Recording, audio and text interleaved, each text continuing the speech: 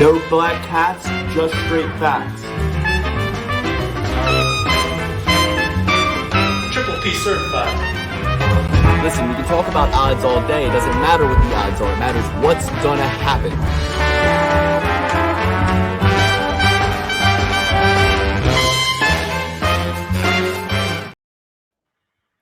Welcome to the final Triple P of 2023. We are here to give you a recap of everything that happened this weekend, nice and fresh on our minds. It's Sunday, baby. We're going to recap everything UFC 296, from the press conferences to the fights themselves. And then we're going to give you our predictions for Dricus du Plessis taking on the champ Sean Strickland on January 16th, I believe. Then we're done for the year, baby. We're going to give you the juice from the weekend. You may have already heard Sean Strickland and DDP already got at it more than a few times this weekend. And we're going to give you our thoughts on everything that transpired. Dan, Alex, it's the last show of the year. How you guys doing? Wish I could have gone out last show of the year with a bang as far as winnings on the UFC. Unfortunately, I did not. We'll get all into that. But it's been a great year overall. Looking forward to an even better 2024-2025 season coming up. So, yeah, I'm grateful overall. Alex, how's it been for you? Yeah, I would have loved to go out on top. I was really hot in main events over the last few months, so it hurt to get the last one of the year incorrect and lose a little money on top of that. But, hey, we're here. We're ready to fire the guns, and we're just going to have to wait. We're going to have to save up. We're going to have to recoup until January, 16th is the first fight? 13th. And we do need to recoup, rebuild, and wait, because the NFL is not something you want to put your money on these days, folks. I don't know if you've seen the fodder on Instagram about all of the play calls and the corruption, and it's nothing that you want to put your money on gambling on the NFL. So corruption? Well, just quite the accusation. We came on this show. It's not an accusation, Dan. Okay, it's not going up against Roger Goodell's son. I'm not going up against anybody, but I'm just saying we came on the show last week and we broke down where the percentage of the money was, and it was on two teams, the Dolphins, and it was on the Packers. Two matinee, primetime, doubleheader games, and we said, all of these people are betting the Packers and the Dolphins, and it's like in the 90+% range for both spread, money line, all of that. And what happened? In the final minutes of the game, both of the underdogs found a way to take all that money off the table. So that's what I'm kind of speaking to, is that it's very unpredictable, folks. And you don't want to be trusting your lying eyes in a game like the NFL. But that's not what we're here to talk about. We have a lot to break down. The old Buffalo Wild Wings commercial when you want the game to go into overtime. So, they put in a little call to the ref. The fountain comes out, hits the dude in the foot. He falls. They go to overtime. You get to have a couple more beers with the bros. Instead, it's you losing your life savings because you were a square better that week. And Buffalo Wild Wings is at the top, that center eye of the pyramid of the cabal of everything, really. It's Buffalo Wild Wings right at the top. Look into it, guys. But at the end of the day, we have a lot to talk about. This is the beginning of the day, really. It's I just needed to stall while I looked for my drop. When you look into it,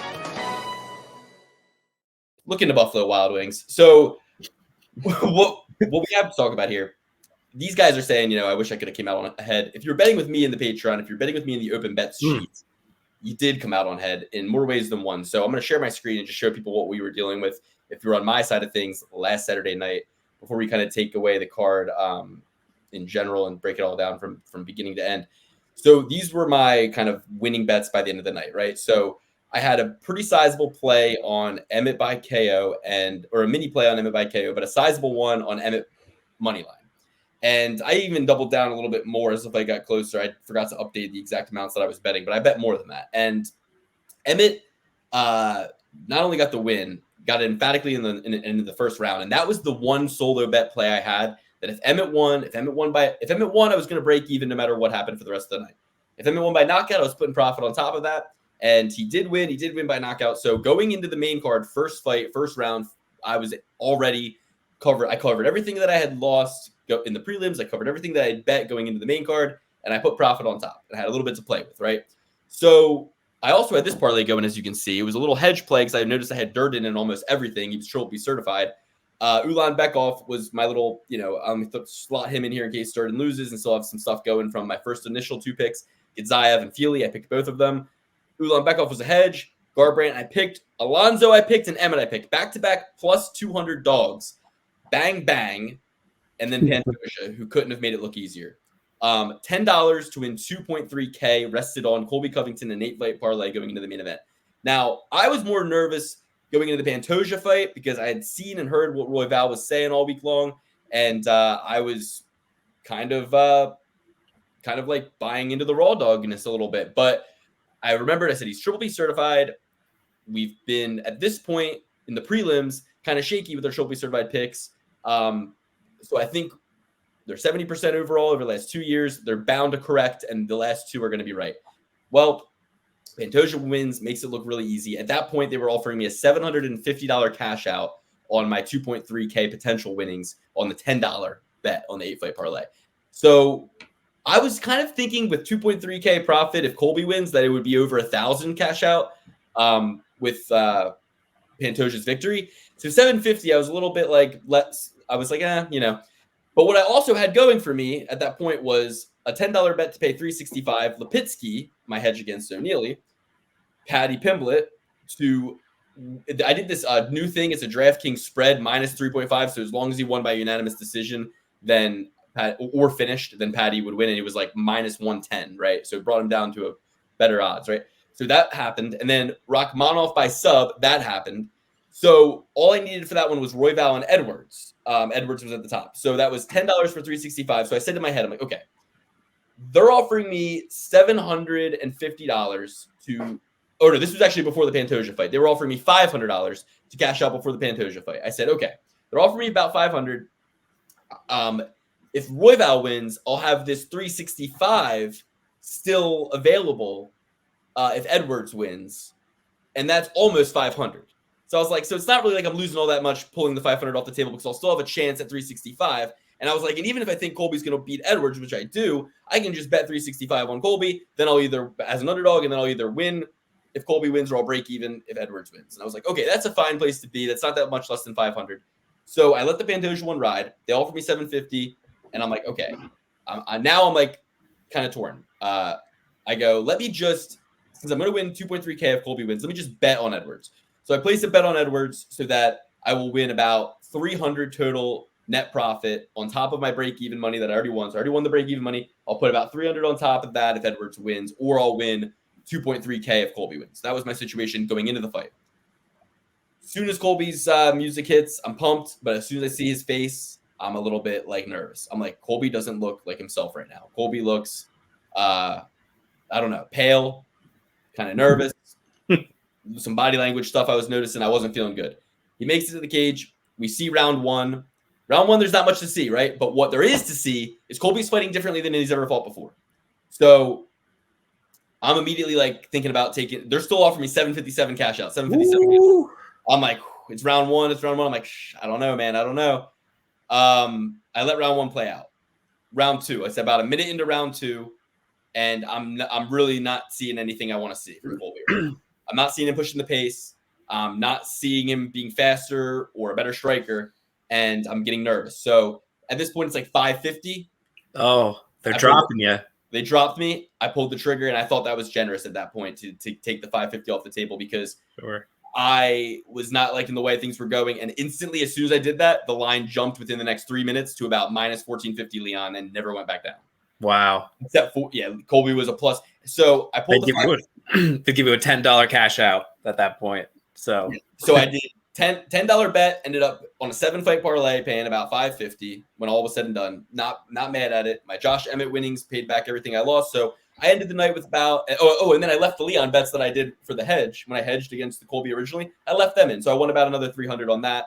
When all was said and done, it was about like $650 in profit. Not bad at all. Not bad at all. Happy to do it at the end of the year here, and happy to not lose money or like have that whole 2.3K rested only on Colby and not had done something. Because when I saw the body language, it wasn't there for me. And Leon's body language he didn't look like he was fired up, emotional, He looked like he was dialed in. It looked like he controlled himself, composed himself, and realized the best way to win is to not let him get in my head, and overcame a lot in that fight. So hats off to Leon. All praise to Leon. We can break down the rest of the card. I know we have some stuff on the prelims and a lot of other stuff to talk about, but I didn't mean to kind of glaze over it all, but I wanted to explain how my kind of night went betting-wise. So, Alex, prelims. First fight of the night. You guys picked Budai. I was on an island by myself with Gadzaev.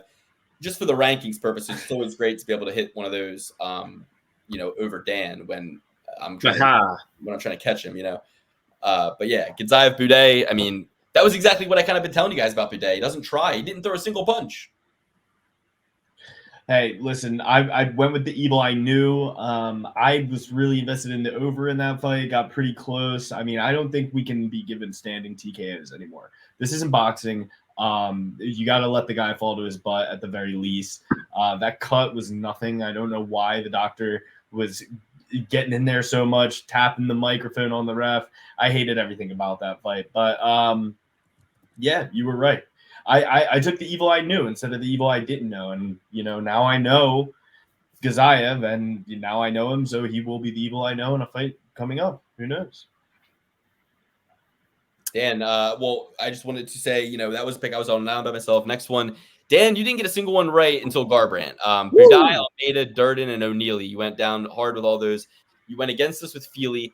The real story here is Andre Feely and Cody Garbrandt, varsity, Almeida and Kelleher, JV. That's really the story about this. Almeida, you got to remember, he got knocked out by Sugar Sean. Remember that? And yeah, he's the champ now, but that was when that's a different Almeida. No. It's a different one? That's Thomas Almeida, right? It's Thomas Almeida. Yeah, that's Thomas. Okay, either way. Well, during the fight, I kept telling myself that. I was like, this guy got knocked out by Sugar Sean. Feely's got him. And then Feely did get him. And I was like, see? So I believe. But Andre Feely, really looked great. Pieced him up. You got to remember, even though Feely looks kind of like an alternative guy, he's got those cauliflower ears. He knows how to work hard. Yeah, but right under those cauliflower ears are gauges, and there's nothing lamer than having cauliflower ear with gauges. But he's rocking a little bit of both the worlds, though. I applaud him for that. He's jumping on both sides there. He is out there to mangle his ears in any way, shape, or form possible. He is like, just what can I do to these fucking things? He's like Vincent Van Gogh. He's really like Van Gogh. He's like, get these off of me. And then Cody Durden was very similar to Colby Covington, honestly. Like it was giving Colby Covington, as the kids say, after I saw both fights. Cody Durden looked different. Tajiro and Bekov looked great. Tajiro and Bekov absolutely put it on Cody Durden. And yeah, I mean, that one sucked. That one really sucked for me. Did you have Bekov, Luke? No, we trophy certified Durden, and I think, it was an odds play. I kind of thought better of it at the weigh-ins. Bekov looked like shit on the scales. Cody looked smiling, happy, ready to go. He's been training with, I think they said he was training with Pantoja. So, I mean, he's a workhorse, works really hard. The fact that he escaped Bekov's best moves time and time again, fought off the back, having his back taken, fighting off the rear naked choke for most of 2 rounds, only to really get it sunken in after Bekov was putting his feet in the cage constantly. I mean, Tagioni. Oh, that was crazy. Tagioni always finds a way to get in my crawl, man. It's like, I thought he was going to stop the fight at the end of round 1 or round 2 when he had the choke, and I thought he was just going to prematurely stop it then. So then, wish he did. Wish that ever went in my favor ever. It always is the guy that I bet on choking someone out, and then he gets pulled off of him. It's never my guy getting choked literally lifeless and then gets up and is like, "What? No!" It's never that way. Didn't you pick against Daniel Argueta that one time? No, I picked Daniel Argueta. Dan picked against Daniel Argueta. Yeah, Dan's always the one who gets the recipient of these fucking things. So anyway, back to the thing on point. Cody Durden fought out of some great moves. It was Bekov putting his foot in the fence that probably was the difference maker there in a game of inches. And also Tagioni. It's like these guys get a rule book in the mail. Then you explain the rules in the back. Then you warn him. Then you warn him again. Then you slap his toes. Then you pull his toes. Then you warn him again. Then you pull his toes again. When does the point get taken away? Like, we need to just have a hard and fast, if you've been given a rule book and then you've been warned in the back and then you've been warned in the fight and then he has to physically remove your toes after the warning and then you do it again, point. Like, it's just hard and fast. And dumbass DC is sitting here standing up for Tajiro Bekov. He's like, he doesn't know English, man. He's not going to listen to him. He's not going to listen to him. So he better start grabbing those toes. He started grabbing the toes, and guess what? It should be a prerequisite to fight to learn English or have a Russian ref. Either one of the two. Or abide by the rules. You know what I mean? Or one or the other. It's but have a ref translator. Have him just ringside. So I had the best night picks wise. I went 8 out of 12. Covington, Rosa, O'Neal, and Durden, and O'Neal and Durden were Triple P certified. So most of the ones I got right, I was either on an island by myself or I went against one of you, and that's going to really help me get back in the rankings, I think, because I'm looking at Dan. Dan, as many as I got right are about as many as you got wrong. 1, 2, 3, 4. You got 5 right, and one of them is that Aldana fight, which I want to talk to you guys about once we get there. But Casey O'Neal, she's trash. I knew after the weigh-ins she was going to lose. I was ashamed that she was Triple B certified. I really wanted to believe in Lipinski. I heard she was training with Amanda Nunes, so that's why I sprinkled her on a hedge parlay initially. But the value was there with Lipinski. She's just a scrappier dog. But I will say this: O'Neal had a couple ways out of that fight, didn't take them, and it was only when she was stuck and had to tap that she did. I mean, she could have gotten out of there when she was getting her head smashed in the ground a bunch of times. Honestly, her arm was hyperextended there. Like, that was like a nasty arm bar. So she was in there fighting it off for as long as she could, but her elbow got hyperextended. She's probably going to need some time off. Hats off to O'Neal for being tough and not wanting a way out and showing, okay, you don't want to like look at her like she's one of those girls who's just content with being here, going out and getting submitted and not getting hurt, right? She's here to get hurt, but she's not all there when it comes to the game planning and wasn't able to take somebody down who, it's like that. If you're at that gym and you're training with these people who can get you there and you're supposed to be that type of fighter, then you got to be able to get people who've been taken down by lesser calibrated opponents than you down. And you got to be able to get there quick and fast and aggressively. And I feel like I'm talking to Colby too, but honestly, Leon's takedown defense is really fucking good. And his grappling is really great too. Not only does he defend, he gets right on some offense too afterwards, create scrambles, and then makes it, sometimes it works out, sometimes it doesn't, but he at least tries. He does things, right? Unlike some people who we'll get to later. Cody Garbrandt, spectacular performance, but I think a lot of people are thinking the same thing. You won't be getting away with those types of barrages against some of the top of the division. Kelleher's obviously damaged goods at this point, very old, almost 40, had a neck surgery. You can run at him like you're Liu Kang and Johnny Cage, and it looked great. Don't get me wrong, it was spectacular. He was piecing them up, dropped them, rocked them, fucked them up, but yeah, you're not going to be able to do that against, I don't know, What was the issue? He had his chin up? Well, it just was a little bit reckless, a little bit chin up, yeah, winging hard haymaker shots, naked, you know what I mean? Like, he took a couple shots to himself in that fight. But listen, I think Cody's not a glass jaw like everybody says he is, but everybody is when you expose yourself to be getting hit. You know what I mean? Everybody is. So that's, I think, especially if you're from Ohio. Big chins on those people from Ohio. Carol Rosa, man, broke the record for leg kicks in this fight. My only problem is that she didn't really stick with it in round 2. I thought she won round 3. I thought she won round 1. I thought she won the fight. But you can't win fights with little baby leg kicks. But yeah, you really can't. I mean, and the damage to the face was more visible in her, but she was hitting her in the face too. I mean, I think that it was kind of like a recency. I don't know. I mean, she definitely dominated round 1. I think if she stuck with the leg kicks more in round 2, she could have even gotten the finish in round 3. But by the time she went back to the leg kicks, it was she was doing it the whole time. But I'm just saying, making it more of a part of her game. The leg kick, I don't know. It was a great fight for both ladies. Hats off to them. Blood and guts war. But I would have loved to see. I saw one fight of the night. Do you guys agree with that? Oh, it was probably one of the best fights I've seen. It was back and forth. I mean, both ladies were there to get hit. Yeah, like they were there to get hit. People are saying like, "Oh, Aldana's like great." It's like, dude, Aldana got a record broken on her for most leg kicks landed, never adjusted, and probably was there to be taken down, and Rosa just didn't want to do it. Like she was on one leg. I really would love to see Rosa try to get a single leg, drag the pipe, and get her to the ground. Because I don't think she could have like hopped around and defended on that leg. So bad. They both stunk, but it was competitive, Dan. Competitive, bad game playing on both parts. They both had things they could have done that would have made the fight a lot easier for them. But those are the best fights when you end up in a situation like that where they're both just going for it. And speaking of bad game plans, Dustin Jacoby. what the hell is going on with this guy?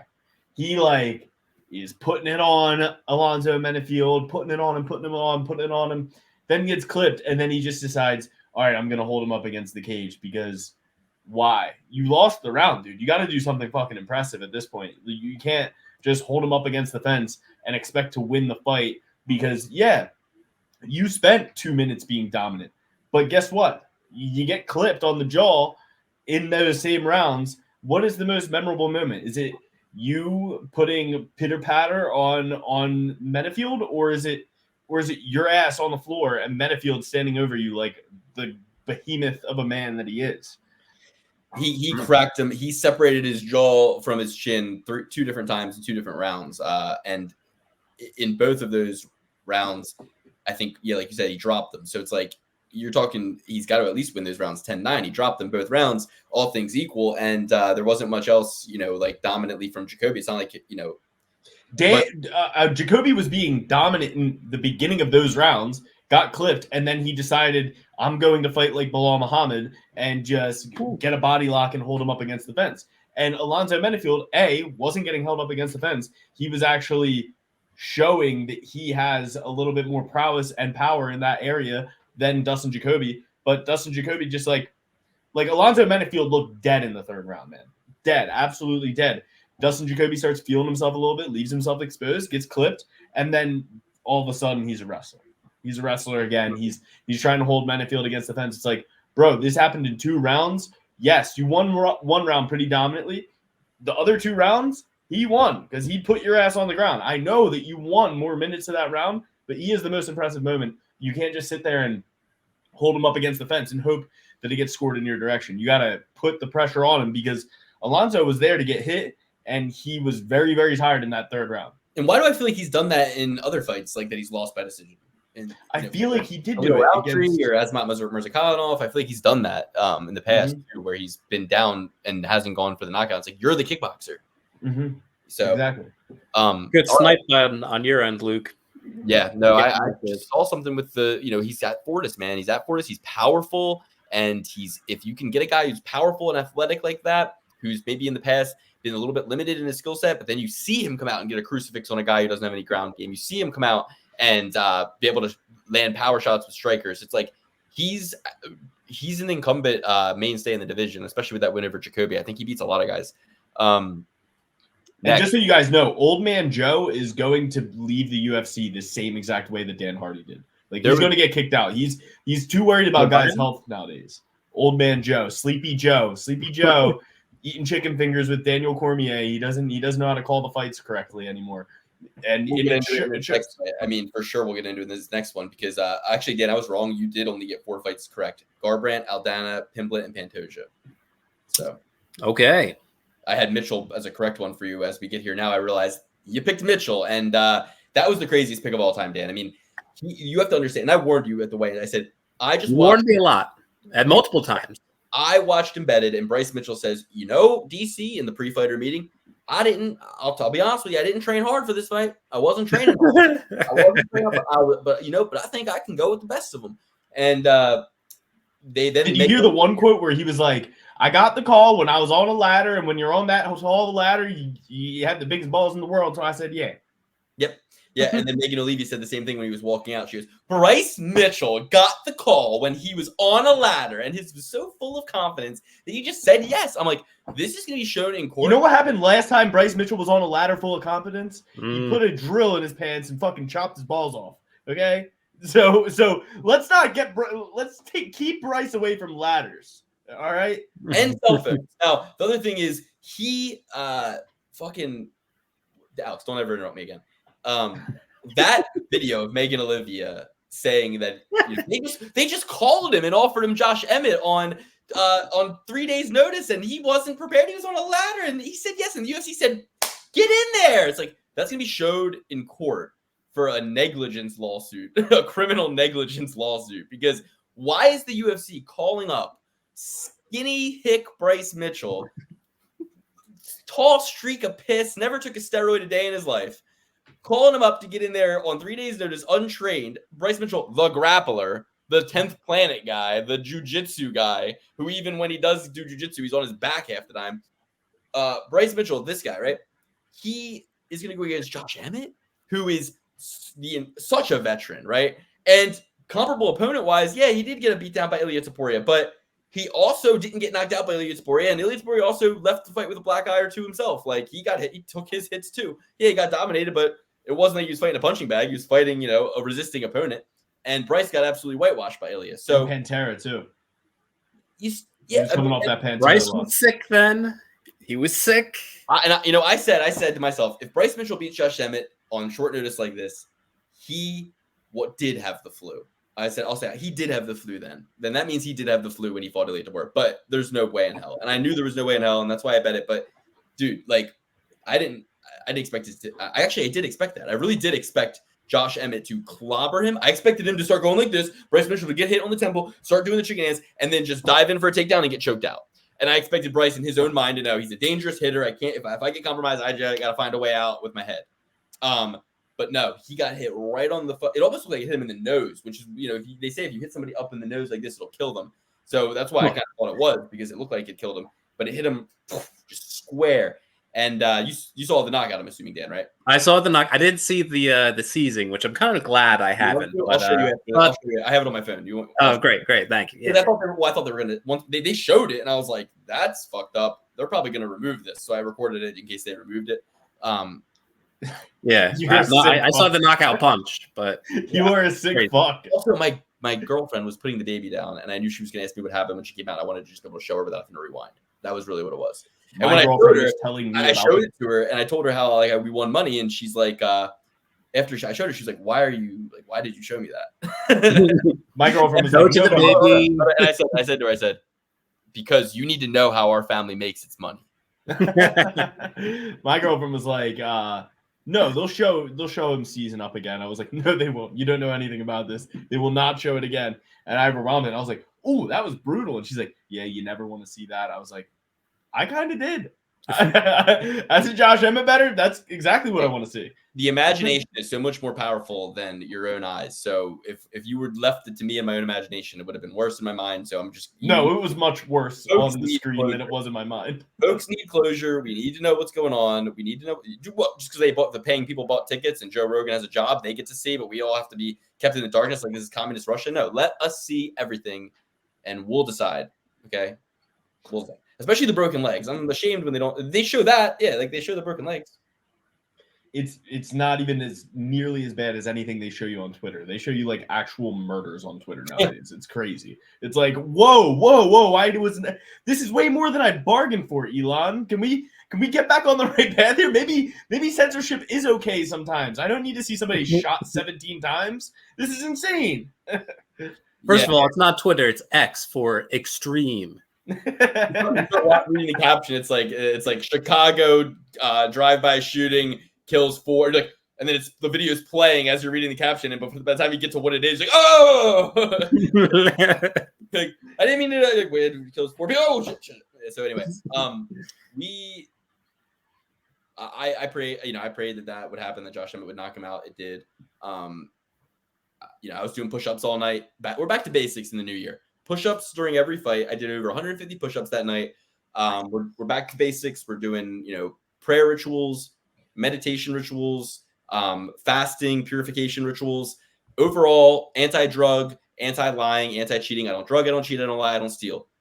Mike the situation becomes Mike the inspiration, and this podcast goes from the perfect play pursuit to what is now the perfect play achievement. Alex has hit his perfect parlay. I've hit a perfect parlay. Dan has hit a perfect parlay. The three of us have all hit a perfect parlay. So this is the perfect play achievement, and we're going to go into 2024 with our guns blazing. We're going to try to make it the best year ever, and we got really, really, really big, exciting plans for you guys. Let's continue to break down the rest of this main card. How crazy is that? 3 seasons, and we got a perfect parlay each season. Yeah. Well, 3 years. We're in year 4. Year 4 is not over. Year 4 is not over. All right. I'm not getting into these semantics arguments again with you when it comes to age. About time. Okay, fine.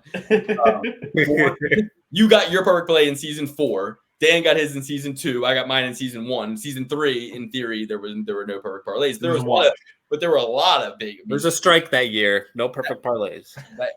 We had a lot of good stuff that year, though. So that was more of a year of hitting like big, huge bets that we're not, the whole card, obviously, but we're awesome. We're awesome. Paddy the Batty Pimblett, really, this is something I really want to talk to you guys about a lot. So Paddy the Batty is, everybody's saying we shouldn't have even given Tony this fight, that it's like lamb to slaughter. This is out with the old and with the new, and they're just feeding Tony to this new guy who hasn't done what Tony's done in his career, and everyone's sad about it, right? So then the fight happens. Tony competes. Fight goes to decision. There's moments in the fight where even the commentary team is saying, Paddy's super tired. Din Thomas was saying he was like protecting his nose or something, or he was compromised possibly. And then all of a sudden Tony's on his back. And really the position that Tony lost was, he didn't get submitted. He didn't get pounded out necessarily when he was on his back. He was defending himself in controlling position, and Paddy was stalling and was exhausted. To me, like going back and watching the tape, Tony will be like, if I just fought to get up in those situations, got back to my feet in round 3, I might have even had a shot to win a round or win the fight. And I just don't know why everyone's saying I think Tony should retire now. He didn't take a ton of damage. He didn't get. What happened was what the Vegas odds makers and the fans in the media thought was going to happen. But he was able to still compete with a man 12 years younger than him. I was just watching the Chiefs versus the Patriots. The Chiefs were beating him 27-10, and nobody's saying the Patriots should retire. It's like even Vegas had the Chiefs had the Vegas had Chiefs as a -8 favorite, right? They're beating them by 17. Okay. So it's like, wow, even Vegas thought you guys wouldn't do this bad. Like you are showing and guess what, guys? You need further evidence. The line on DraftKings when the score was 27-10 Chiefs was, and I took a screenshot. It was -100,000, -100,000. You had to bet $100,000 to win $100 on the Chiefs at that point in the game on DraftKings. Okay, and I don't know if it was a typo. Maybe they meant to put -10,000, but it was -100,000. So my point is, if you have to bet $1 million to win $1,000 on a team to win, and that's how confident everybody's that they're going to win, Patriots are going to play again next week and maybe even win a game. I watched a guy on the Patriots get a sack on Mahomes to force 4th down when they are down by 14 or 17 points already, and he celebrated. He celebrated getting that sack. He's on the defense that has been scored 27 points on, and he just was celebrating in the same game. He finds a way to find a win for himself. And I'm just saying, like, if Tony can't look back on that fight and find wins and find things that he did really well and make him, nobody should be doing Ultimate Fighting. Nobody should be going and fighting in a cage. It's a very hard thing to do. The fact that Tony even can show up to do it is better than most of these bums who can't even make the walk. You can't even show up. And I'm saying bums that are in the UFC under contract. Guys like Ian Gary who couldn't even make the walk that night. Tony showed up. Tony gets his ass off the couch more than a lot of these guys. Leave Tony in the UFC. He can lose some games like the Patriots lose some games, like the Eagles have lost some games, but he can play them out and play the season out. Let him finish the season. Let him finish his life. I'm sick of these talks of like, now he needs to retire. He got finished by Bobby Green. Got finished by Michael Chandler. Didn't get finished by fucking Paddy the Batty. That's an improvement, guys. That's called an improvement. You're laughing. I'm dead serious. No, I understand. What's the verdict on the Goggins training? Final verdict here. Oh, well, Good if you ask idea, if you ask Ben the Bane Davis, he's the worst cornerman in history. Little does he know, Mike Perry walked out with his fucking girlfriend. This guy just started watching MMA last week. Mike Perry did win that fight, though. It doesn't matter. It doesn't matter. That and he has a lovely girlfriend. She didn't give him any advice during the rounds. He said it before the fight. He said, the best cornerman for me is somebody who shuts the fuck up and gives me my water and rubs my shoulders and puts the ice where I need him to put the ice. I don't need somebody telling me, get up when I get taken down. Motherfucker, I know I got to get up. Well, here's the thing. No, Tony apparently didn't know because he wasn't trying. He wasn't trying. He had his feet on the hips many times. He was not trying to get up. It's like, Tony, you're the wrestler. You're the jiu-jitsu guy. Paddy's from across the pond. If he can hold you down, that's not good. Like, that's like Leon taking Colby down. I mean, there was a time you know what they say about one man holding you down. Yeah, well, we all know what you say. We know what you say. It's in your diary. But you read it again and again, like you're writing lines like Bart Simpson. I was talking about Justin Gaethje. But you're trying to manifest it or something. But, I don't hate that Goggins helped him prepare. I don't hate that Goggins had a place in the corner for motivation and everything like that. He was in the corner? Yeah, he was in the corner when and they put the camera on him when Tony was getting ready, like solo shot of Goggins, and the crowd went apeshit. He's like, get that shit out of here. No, yeah. It was kind of He did that? It was kind of inappropriate. Like I've never seen them shoot to any corner person ever in the UFC, like a solo shot of them while the fighter's in the prep area, like while the fighter's about to walk in the cage, you know? Say what you want about David Goggins, but like we let Diego Sanchez's coach kick him in the head 17 times to prepare for a fight, and nobody. I mean, a lot of you guys said stuff. you would say things, but I don't know. I think that guy I like Joshua Fabia. I think Joshua Fabia got a bad. He got dealt from the bottom of the deck a little bit. I think that's some inner politicking by Paul. So what? He chased Emil Meek around the cage with a knife. If you're not prepared to fight somebody off, a Joshua Fabia-sized man off that has a knife, you're not prepared to get in the cage. Dude, Sean Strickland's always doing shit like that, fighting 5 guys at a time in the gym, and you know what you call him? World champion. That's what you call him. So a smart man is like a madman to a dumb man, Luke. Exactly. A smart and what do we know about Paul Felder is like when he's on the commentary team, I press mute. You know, he's a guy who wants to be a movie star, wants to be an actor, wants to be on the stage, right? He's a thespian. We got to get him hooked up with the It's Always Sunny in Philadelphia guys, so we never have to see him again. Get him hooked up with Rob McElhenney and Sweet D, and once he can get into their little circle where he's hanging out with the Eagles and he's going to doing movies and stuff, we'll never have to fucking see him again and hear from him again. I want all the success in the world in the Philly region. I want Paul Felder to have the Philly dream. I want to be guest starring on It's Always Sunny. I want to be on Welcome to Wimsby. I want to be on. He's on the next Creed movie. What's the soccer show? Welcome to Wimsby. Wrexham. Welcome to what is it? Wrexham. Oh yeah. Let's call it Welcome to Wimsby. Welcome to Wimsby. I want Paul Felder to be like the conditioning and strength coach for that team. I need him busy. Yeah. I need him busy, and you love him. So just take him off our hands, please. We do not want to see that redheaded stepchild on the commentary desk anymore. I mean, and so anyway, let's move on. But just let him indulge. No, let's not move on. 3 marathons. Just send him out. That'll take him out for a couple days. We have to talk about Joe Rogan talking about Bryce Mitchell. I mean, Joe finds his moment to have a fit in each one of these pay-per-views. Like it's like he's like, I gotta find something to have a fit about, and then they'll remember my appearance. What'd he say? He's like, I mean, he was kind of right, but he's just having a fit. You know what I mean? Like he's like, you can't let Bryce Mitchell get up. You can't let him get up after he's been convulsing. He was okay. No, he got knocked out. He's convulsing. He's having a seizure. And it was about 3 minutes. I know because I was taking a video of the screen and I could see the clock ticking. You take a lot of videos. I love Bryce Mitchell. I love Bryce Mitchell. But I love $596 more than Bryce Mitchell. All right, so like way more. But anyway, so I'm watching the video and it's like 3 minutes before Bryce is like up, and he's like, "What happened?"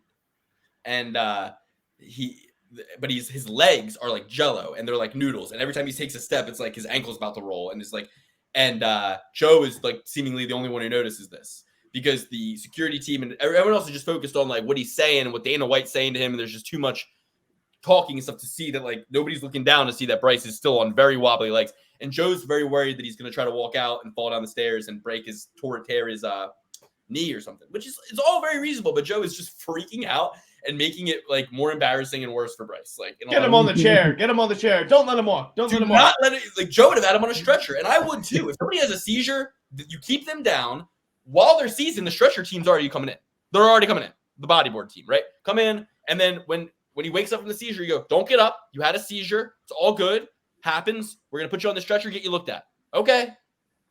Then take him out. But there's this whole thing about walking out on your own accord. It must be like written into the insurance policy or something. You know what I mean? Because the way that they like try to get this to happen sometimes, it can't just be for a point of pride. It has to be like, it must be like, no, it's the Bushido code. It's the Bushido code. Like, in the insurance, if the fighter walks out on their own accord, we pay 50% of the, it must be like something like that. So they can go back and like, well, you walked out on your own. You said you were good that night. It's like, you said you want to go out on your own shield. But Bryce Mitchell had the worst night because he, with a win, would have had the best night next to Colby with Kid Rock, Donald Trump, Theo Vaughn. Can we get some audience footage from Bryce's knockout? I need to see what happened in the audience. I need this because it was crazy. I need to see what the audience reaction was. Theo Vaughn. Yeah. I know they're close. I know we have the thrill and the agony. Could we cut to I mean, we I'm got not the saying I freaking wanna Tyron see Woodley's ones if they mom. get knocked out, but I want to see the Tyron Woodley's mom crying in the stands. We can't get Theo Vaughn crying. We can't see him cry a little bit. I would love to see more agony from fans. What I'd like to see is a Theo Vaughn. I'd like to see a Theo Vaughn-esque recap of what happened.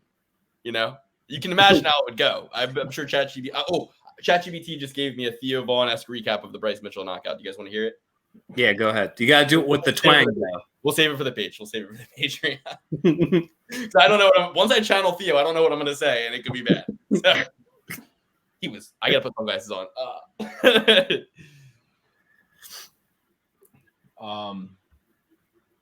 So yeah, we can move on from that fight, I guess. I know exactly what Theo would say. It's just so bad I can't say it. All right. Paddy the Baddy. Shavkat Rakhmonov. We just talked about Paddy the Baddy and Tony Ferguson. Well, what I'm saying is Paddy the Baddy lost that fight in a lot of ways. Like, he couldn't finish Tony. He was stalling. He prevented a otherwise, like, at least if you're going to beat a legend, beat their fucking ass. Be like Anthony Smith serving up beatdowns to fucking 80-year-olds, Rashad Evans and Shogun Rua. Be like Yayo Rodriguez kicking BJ Penn into next week. Be like who knocked out Chuck Liddell? Every fucking Rashad, Shogun, be like those guys, just decimate them. You know what I mean? Don't sit there and make us sit there and go, wow, like you kind of stalled. Like you stalled out a win against a 40-year-old. Like, you're good. If I'm any other fighter in that division, I say to Paddy, bro, you couldn't even finish Tony Ferguson. Everybody finished Tony Ferguson recently, and you had to stall. You were so exhausted. Like, you got bloodied up. People thought you were compromising going to lose in the third round. He literally came in and was like, you know what I mean? So it's like, it's newsflash, Paddy. It ain't the hair. You just get hit a lot. So being that he won, absolute disgrace. Why would I want to be from Liverpool? It's a shithole. One of the best drops. Who should he fight next? Because he did win the fight, but you know, if he won it lacklusterly, how can you? You know, it's a weird spot now. Joe Lasecki. Ooh. Joe Lasecki. Not bad. I think you should fight Joe Lasecki. That would be great, right? I'd have to look at the rankings. I'm not here to chart a course for Paddy the Baddy. I don't give a fuck who he fights next.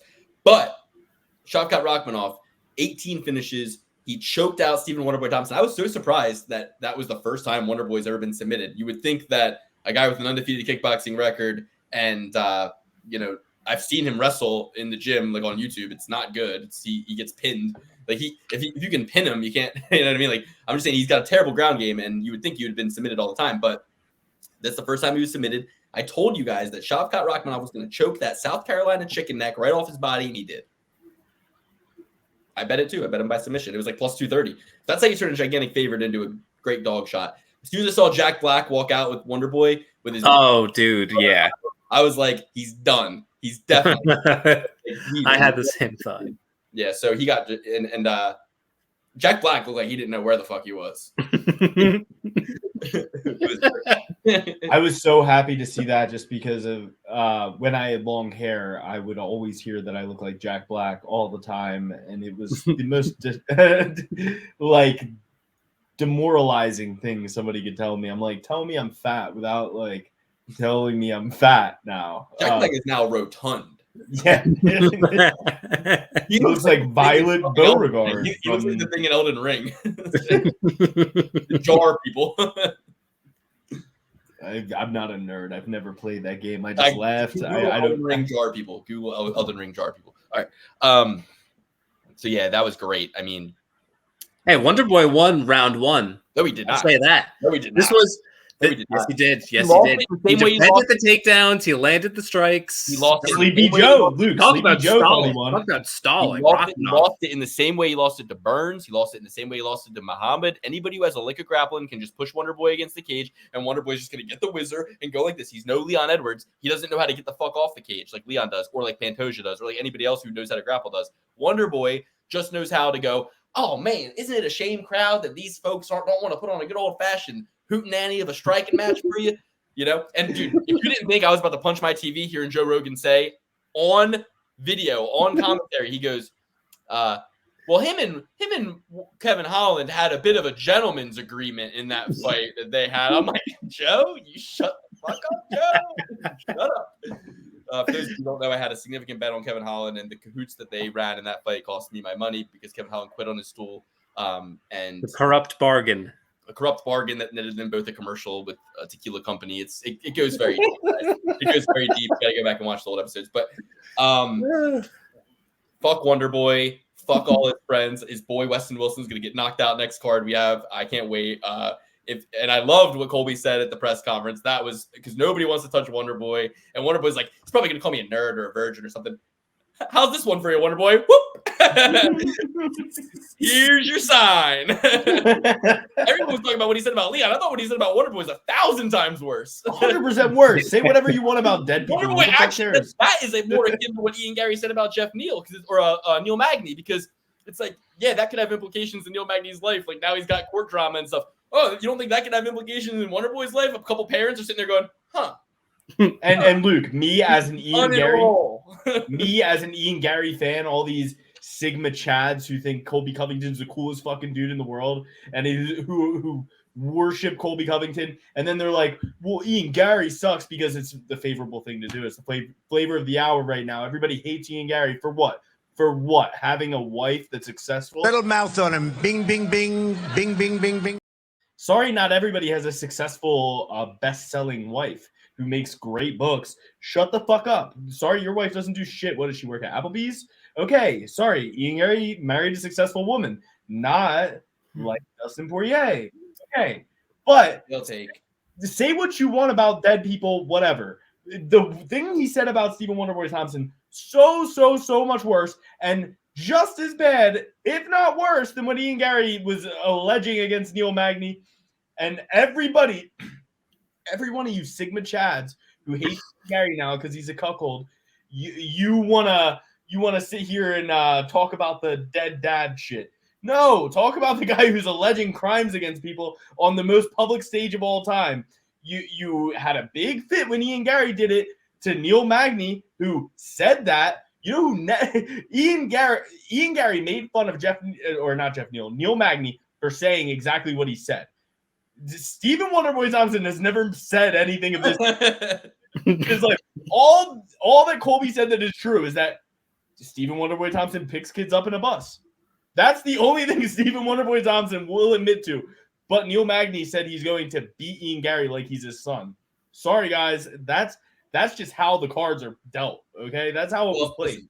I mean, Alex, you're totally right, Alex. You're totally right. And it's like when it comes to the Leon Edwards Colby situation, just like all of these people who are just like with their dads, like there's so much dad drama in the UFC these days. Like so much, like it's like either you love your dad or you hate your dad. It's like, And I got news for you. That means you get. Or your dad beat the shit out of you when you were a kid. If you love your dad, you need to go get a room. All right, you're a grown man. It's like, I don't know, just enough of the whole, enough of the whole. This is the Ultimate Fighting Championship. Okay, it's the Ultimate Fighting Championship, not the Ultimate Father Championship. Okay, yeah, the Ultimate Father. That's the Ultimate whose dad is the best, or still alive, or the worst, or I don't know what we're even talking about these days. But coming from a father, no less. I didn't do this stuff. So, I mean, I just think you keep the kids at home. Like Nate Diaz. Nate's a father. And they asked him about it. They go, Nate, you're a father. You don't really talk about it as much as these other guys, and you don't really, like, bring it up. He's like, I've been a father. I've been fathering these kids. That was his response. He said, I've been raising these kids, meaning, like, of the UFC. Like, because that's what he does. He makes, but he knows it's war mode. He knows don't be corny. It's not the aesthetic. It's not the fucking aesthetic, guys. It's not on brand. And the people who tell you it is need to leave the sport. They need to stop being fans. Like, we have this new breed of fans who, I was telling my girlfriend this, they just, like, will make every excuse in the book for a guy not to fight.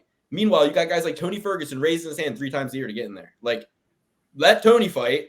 Let's stop letting guys into the UFC who aren't willing to do the fucking base level standard that some guys are. Bryce Mitchell is not included in that list. He was really willing to, but that's the worst part is these fighters are so brazen about it. Ian Gary's like, Oh no, I'm not gonna. Oh no, stop! I can't hate on Ian Gary anymore. I can't. All right, yeah. But- Listen, you don't have to hate on Ian Gary, but here's something. Chael Sonnen 4 or 5 hours ago dropped a video that says Ian Gary owes him an apology, and the reason being, when the whole thing broke out with the pneumonia, right, of Ian having to pull out of the fight, Chael was one of the first to get to YouTube with a video from his couch, just kind of like a breaking news kind of thing. He was the first one to actually break. Where's this going? He said, "Guys, breaking news! You know, Ian Gary's out of the fight with pneumonia. He's sick. And before you jump on Ian, because he said, I've heard that his son is also experiencing this too. He said, I've heard the story that I've heard. Right? He's like, and that's what I've heard. So, but when I saw this video, I instantly looked at my girlfriend and I said, listen, what we're seeing here is corporate groundwork laying done through Chael. Nobody even needed to tell Chael, but Chael knows the firestorm coming Ian Gary's way this week of all weeks, pre-Colby Covington press conference, and maybe was given that information, maybe wasn't, but in all likelihood was, and wanted to throw a shield, a flame retardant blanket over Ian to protect him from everybody saying, oh, very convenient, you got sick and pulled out with pneumonia the week of the most pressure of your life, and when everything's very convenient. But if you can throw I said to my girl, I'm like, but you throw somebody's kid into the mix, now everyone's backing off. Like, okay, well, let's wait to see if the child is okay and the boys are, So my point is that bought him time and cover. Shout out to Ray Borg before he misses weight 17 times in a row. Yeah, right. Ray Borg, that was his big reason, right? And now where's Ray Borg? After all of that, they finally said, Ray, enough's a fucking enough. Okay? We flew you to Hawaii. Enough is enough. Even the nicest guy, the biggest charitable donor in all of MMA, Scott Coker, was like, get the fuck off the island now. I don't even want you in the package to sell Bellator. I want you. I will pay you. Get the fuck off my island. So, go to bare knuckle. Yeah. Yeah. So basically what I'm trying to say is that when it comes to Chael's coverage of that, he was absolutely helping his case by making sure that folks didn't, because everyone's going to hesitate, because let's say it is some bad thing and it has some kind of traumatic, tragic thing happens, then you're going to look like a real asshole jumping on a guy who's going through that, without waiting. So everybody waits, we wait. Then apparently Chael put a video out that says Ian came out with a video that said Chael was talking at his ass. My son is fine. He doesn't know what he's talking about. And so now if you go watch the video Chael put out, he's quite irate. Or quite not irate, but he's quite he basically insinuated that Ian has a receipt coming his way unless he apologizes. So it's great. It's great when your enemies have powerful enemies. I love when my enemies develop even more powerful enemies than myself. And that's what's happening with Ian Gary in spades. So we have a couple more fights to this card left to break down, but I do want to talk about the press conference. The Sean Strickland, Dricus Du Plessis press conference. Did you see that? The seasonal, right? So it started out, with I think like Sean Strickland making fun of Sugar Sean first over him being in a non-monogamous relationship, and so did Chito Vera. They both jumped on, Sugar Sean for being in a non-monogamous relationship, and then Sugar Sean replied with at least some. It was excuse me, but hear what he said? Yeah, I saw it. Nah, I didn't. Yeah, so he really jumps there, right? Which is you're Sugar Sean, it really does speak to his youth, right? He doesn't really see the bigger picture with things sometimes. I really think Sugar Sean is kind of too young for the spotlight. I wrote this down on my phone. Sugar Sean is not an MK Ultra victim. Sugar Sean, let me say this clearly, is not an MK Ultra victim. So he can't tap dance on command and bust into song and hit perfect lines. He's not going to be in Top Gun 3. He's a normal kid from Montana who moved to Arizona who all he knows is smoking weed and fighting and being a millennial Zoomer fucking guy, right? That's his. Nobody gave him the acid and fucking programmed him. So when he's on stage in these moments, you always he's almost like a kid playing star. He's not a star. No matter what you want to say about him, he can perform in the octagon. Yes, he can do amazing athletic things. But when it comes to being on the mic, entertaining a crowd, commanding a crowd, and also just knowing where he's going and knowing what should be said, he's just not that. He's like Colby. Him and Colby are a lot alike in that regard. They clam up kind of. They don't deliver lines perfectly. they don't really know. They don't have a plan. Or Colby has a plan, but I'm saying Sugar, he will get off plan, and he'll start getting a little great. Sugar Sean, same thing. Like he'll just like he thinks thinking while it's happening. He's not like. Yeah, I could see that. So I think you got to give him a little bit of a pass. Like Disney eventually will be churning out some MK Ultra fighters for us. These guys will be able to sing, dance. They will be able to be in movies. They will be able to deliver good lines. They'll be better looking, and they will show up to do the job, and they will fight hard. Okay.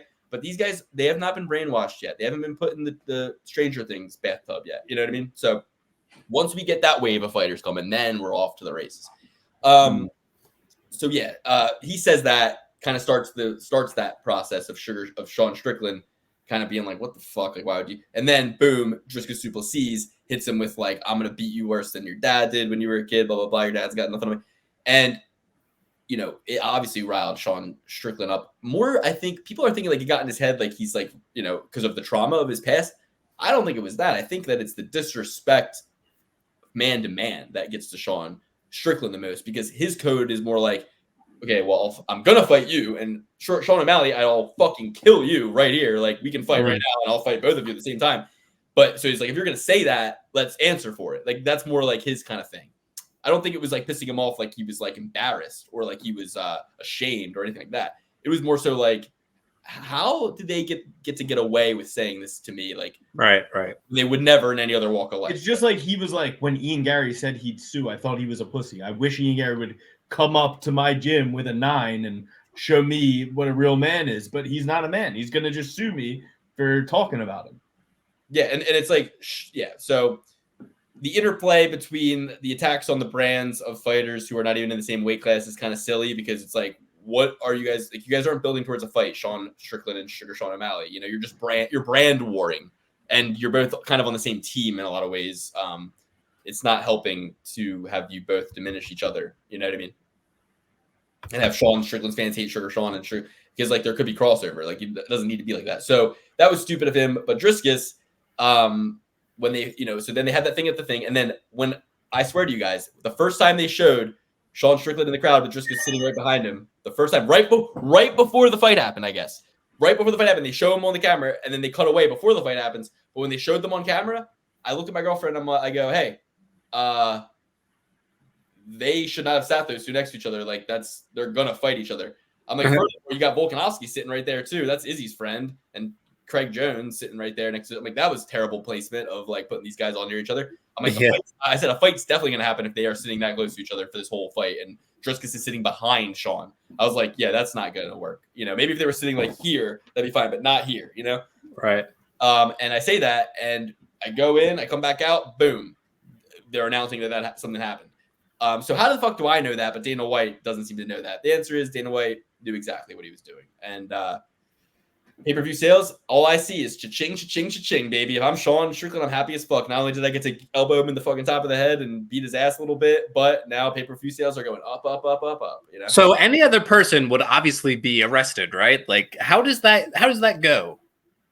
How does it go that there's literally nothing happens to a guy that is, you're inside of a private venue. So all that really happens in a situation like that is if the venue or the individual wants to press charges. I guess that makes sense. The venue can trespass you. They can kick you out and say, if you come back, you're trespassing. Or the venue can maybe press charges if like there was other, like, you break something in the course of your fight in the venue, or you hurt somebody else in the sure. Hey, you damaged business, we're pressing charges on you. But if it's just you and one guy and they kick you both out, then your only recourse is against the other guy, and if the other guy's another fighter, he's not going to sue you. So sure. And the venue is the fucking Vegas T-Mobile Arena, right? So it's like, yeah, I don't think Dana White's going to have them ban Sean Strickland. Right. So makes sense. Yeah, man, this is America. Come on. Laws are. It just seemed very, it's obviously a very strange thing to just see a guy just jump on him and just beat the living hell out of him. And well, I mean, he didn't really.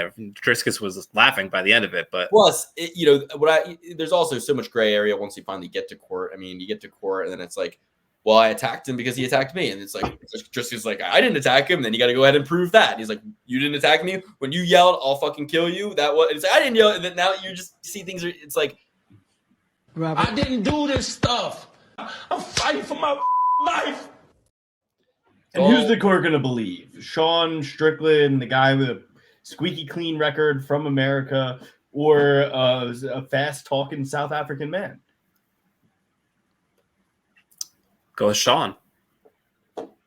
Yep. I had it. Okay, we got to get on with it. So yeah, last Pantoja, type of guy you want to bet on, type of guy you want to have your money on. I love Pantoja. I'm in adoration of Pantoja. Only negative thing about Pantoja, and Paul Shaughnessy said this on Dogger Pass, he's got some bad body language sometimes. He looks more tired than he is, but he proved he beat Brandon Royval's ass in every single round. There was one round where Royval was getting some momentum, but Pantoja did exactly what he needed to do. And I knew he was doing it. He was rope-a-doping. He was kind of like letting Royval get off a little bit, thinking like, thinking that he has a moment, that he's tired. And then once he does that, he's opening himself up for the takedown. And they could fight 100 times. Pantoja would win every single time. There's nothing Royval could do. If he fights like a raw dog, if he fights like a conservative, does not really matter. He will lose to Pantoja. Pantoja is elite. And he's not. This guy, Christian McCaffrey, doesn't care about anybody but himself. I'll tell you that much. He needs to be the star of the show. He needs to get every touchdown in the game. No touchdowns for George Kittle. Only Christian McCaffrey. Get this guy out of here. I'm sick of him. Boo! Football stinks. Bad sport compared to MMA. Well, I'll tell you who's a bad sport. Colby Covington, right? Because not only did he lose that fight, not only did he not put a lot of effort in, but he also claimed to have maybe even won afterwards and thought he didn't get he's sitting there with his nose bleeding saying he didn't get a scratch on him. I'll admit it was a weird fight. It was odd. From the moment the fight started, it was odd. It was odd the whole time. Glad I cashed out, but ultimately Leon didn't do enough and Colby damn sure didn't do enough. But just one of those fights where you got to kind of just say, hey, welterweight's going to be kind of one of those divisions where it's going to get boring, I think, for a little while. Yeah, it was very boring. It was one of the few main events of any fight ever where I was fighting sleep. I was fighting what's his face, Mr. Brightside, or who's the guy that makes you fall? Whatever. We'll get Sandman. The Sandman. Yeah. I don't know. Colby just never got going. He never came close to landing anything significant. So his whole shtick of like, I wasn't even touched, but boy, you didn't touch him much either. So I wish there was more touching. I personally think he was scared of Leon Edwards. Like, if I'm being completely honest, he was fighting scared, and he got a little bit more comfortable as the fight went on. He won that 5th round on every judge's scorecards. That was the only round he won. And he fought well, but he just at the end, he just couldn't get started. It's been a long time, a long layoff. I was looking at some stats before the fights, and he hadn't fought in like 680 days, guys. We got to take that into consideration, rest versus rust. He was rusty in there. He didn't look like the same guy. Dana White said it himself, Christian McCaffrey gets another fucking touchdown. Fuck off. Dana White comes out after, he says, he looked old. He looked tired. He looked old. He looked tired. He looked like somebody who hasn't been in there in quite some time. I love Colby Covington. I thought that he won that first fight with Kamaru Usman before, that crab in a bucket referee stopped the fight. But, it sucks. It sucks to see. But something that I know for sure is that Leon Edwards is maybe the greatest welterweight of all time. And he might not have the resume, but you put him in there against any of those guys in their prime, I think he beats them. Like, he doesn't have a single hole in his game. He's going to go out there and destroy Bilal Muhammad. Shavkat Rakhmonov will give him a bit of a hard fight just because it will be rare that Leon Edwards is the guy with the shorter reach, not as tall. Stephen Wonderboy Thompson was petitioning for this fight when Stephen Wonderboy Thompson would say no to Leon Edwards every single time he would get the opportunity to fight Leon Edwards. And now he's like, I win this fight. Maybe I get in there and I fight Leon Edwards. And, that would just be a striker's delight. No one, Leon Edwards would take you down because he's smart enough to do whatever the easiest path to victory is. Talk about Wonderboy. Don't even talk about that fucking guy anymore. He's done. He'll never get a title shot. He's going to retire without ever having a title. He's done. So, all right, but perfect. But Leon Edwards is probably the best fighter in the UFC right now. I don't see single fighter being able to beat Leon Edwards. He doesn't have a single hole in his game. His grappling is better. He He out He doesn't wrestled get a single hole in his game. Covington. How did he lose round 5 in a grudge match against Colby? Yeah, how does he have no? Because he knew 5 in a grudge match? he knew he won 4 rounds straight. He's like, Okay, all right, that's a hole. That's a weakness, and that's a hole. And it was in there with the Usman fight. Both times it was in there. He had to get his coach to rile his ass up.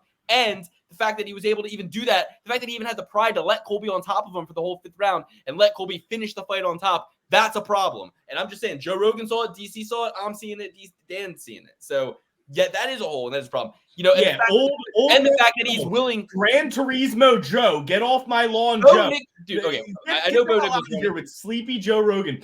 Don't be siding with him. He doesn't know what the fuck he's talking about anymore. Leon Edwards beat the shit out of him from bell to bell and lost 1 round because they know that Colby Covington has pillow hands. Colby Covington isn't finishing it. 2 rounds. He did not beat the shit out of him. The first 2 rounds, Leon only won because he was the one moving forward. There was relatively no difference in the strikes. But he made a guy, Leon Edwards made a guy who his whole career was built off of, I have an endless motor. I'm going to move forward the entire time. I'm going to put the pressure on you. Colby Covington couldn't do that against Leon Edwards because he was too scared, because Leon's too dangerous, he's too fast, and he's too good in every facet of the game. You know what Colby was able to do? On his worst day with what looked like compromised legs and maybe, and maybe something else, but I'm just saying, on Colby Covington's worst day, he still was able to get him to the ground more than once. He still was able to push him against the fence. He was still able to go and touch him. And that being said, what's Rakhmonov going to do? He's going to fucking close the distance, get a hold of him, take him down, choke him out, or pound him. I think that Rakhmonov is the hardest fight for him in this division, but Leon's still going to find a way to win. He always does. We haven't seen anything otherwise. And this idiot Bilal Muhammad, who's like, the only reason he beat me is because he poked me in the eye. These guys are both bums. They suck. It's like, dude, Leon Edwards was kicking the shit out of you before he poked you in the eye. Like and you found a way out. He looked like a horse versus a dog in there. Yes. Leon was 2 feet taller than him. That was when Leon Edwards hadn't fought in like 2 years, and we hadn't seen him in forever. And he came in with the ideal male physique, the best male physique in the entirety of the UFC. Swimmer's body, but like pumped up.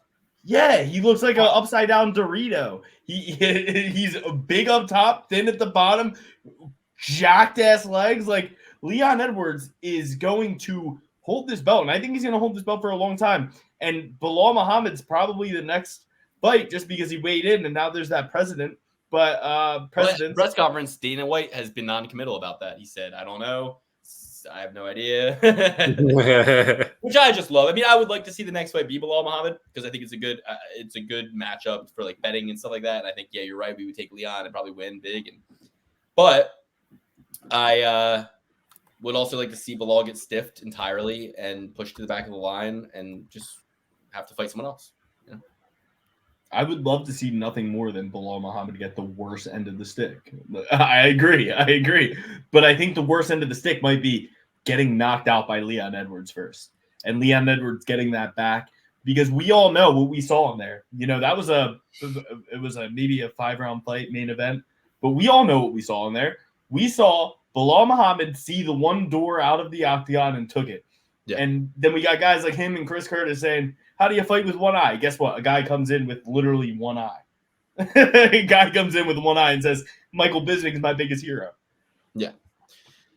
There's a million reasons to not do something. You got to find the one reason to do it. And with that said, I think that's kind of the story of the card. Colby, not somebody that you can put your faith in moving forward, really.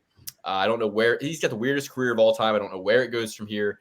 It's fun stat, 2-31 on fighters that are between flyweight and welterweight who fight for a title that are over 35 years old. So now it's 2-31. Before that fight, it was 2-30. Woo! That is good stat. That's a great stat. With that, we got a fight card to break down for the final time. This will be the first card of the year, this is going to be the January 20th card. Sean Strickland versus Dricus du Plessis, UFC 297, January 20th. We already broke down Johnny Walker versus Magomed Ankalaev 2. That's taking place January 13th. That episode is there, top to bottom, main card and prelims free for you on the YouTube channel. We're going to hop back second week of January before that fight, do a Fine Tooth Comb Club episode of that, and break down this one again. So we're going to be giving you guys content at the beginning of the year, but wanted to come in and give you Dricus du Plessis versus Sean Strickland, top to bottom. top to bottom through the holidays so we can get ahead of these lines. I'm going to pull up best fight odds. I'm going to take a leak. Guys, if you want to just, give people some things to look forward to, we have some big things coming up, right? So at the beginning of the year, when we come back after the break, we're going to do some recaps, awards, best of, things like that. I'm going to look to compile some compilation videos. We also, for International Fight Week next year, we want to do something big. We want to be boots on the ground in Vegas. We want to vlog. We want the three of us to be there in person. We want to be gambling for like 2 weeks straight, locked and loaded. We're going to try to work something out, but it would be even greater to get the Troll Beat community out there. So let's start thinking about that now. The new year is upon us. July will be here before we know it. We got a long winter, but I'm excited for the new year. Big things coming in the Troll Beat universe. Thank you to everybody who's been a part of it. People in the Discord, people in the Patreon, and people even in the comment section. We love you. So let's bestfightodds.com. I'm going to pull it up so we can I can spell it. And the first fight of the night, let's start at the bottom. Let's kind of warm up. It's last fight of the year. UFC 297 as of right now. Islam Makhachev. Oh, I'm sorry. Never mind. Sorry. As of right now, Jasmine Jourdain versus Priscilla Cachoeira is the first fight of the card on January 20th. JJ versus Zombie Girl. Who do you guys got in this one? 125-pound fight. Do you have it up? I'm pulling up best fight odds for you real quick. Do you have tap on? I got it up. I went to the wrong card. Go ahead, Alex. Give everybody the nuts and bolts of it first as you kind of formulate your thoughts. Yeah, so the nuts and bolts is this is the first fight of the night, and it's a lady fight, so I don't give a single shit about it. Jasmine Jourdain stinks. Priscilla Zombie Girl Cachoeira stinks. I'm gonna call me crazy, but I think this fight goes to the distance. Why would you with Zombie Girl? I mean, I don't know. What you think she's a finisher? Yes, she is. Dude. I said I was gonna use the bathroom, so He's holding it. Yeah, so I guess Luke's right. Zombie Girl has 3 finishes by knockout. 3 times she's been finished by submission, and only 3 of her fights have gone to decision. So 66% of the time she gets a finish or she gets finished. She's fighting against Jasudavicius. I'm gonna go with Jazzy Jazz. I think she goes out there, she puts the pressure on the old lady Cachoeira. Wait, these girls are both old as hell. Hell. I know I had a burp coming. I was so unprepared for Luke to throw me on this fight and B me first. Like I did not expect to be first, and I did not. I wrote down for the timestamps that Strickland versus Plessis started at 109. Now we have something completely different. Hey, Alex, there's a lady fight in 2 months. Can you break it down for us? Okay, thanks. Yeah, exactly. I thought we were breaking down the big fight, and then all of a sudden I get the absolute worst fight that you could ever imagine. I'm going to go with Jasmine Jourdain. She has lost to Natalia Silva. She's a beast. And she lost to, homegirl Tracy Cortez and Elise Reed. So these are all names that I've recognized and have bet on in the past. She beat Miranda Maverick in her last win. Priscilla Cachoeira lost to Miranda Maverick. So, MMA math never works.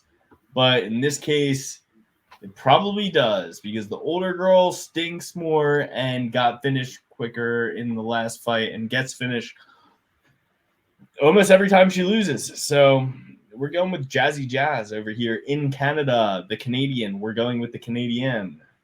Dan, what do you think? You are dead wrong, Alex. As per usual, we're going with. Glad you have a hot take on this one. Glad you're passionate.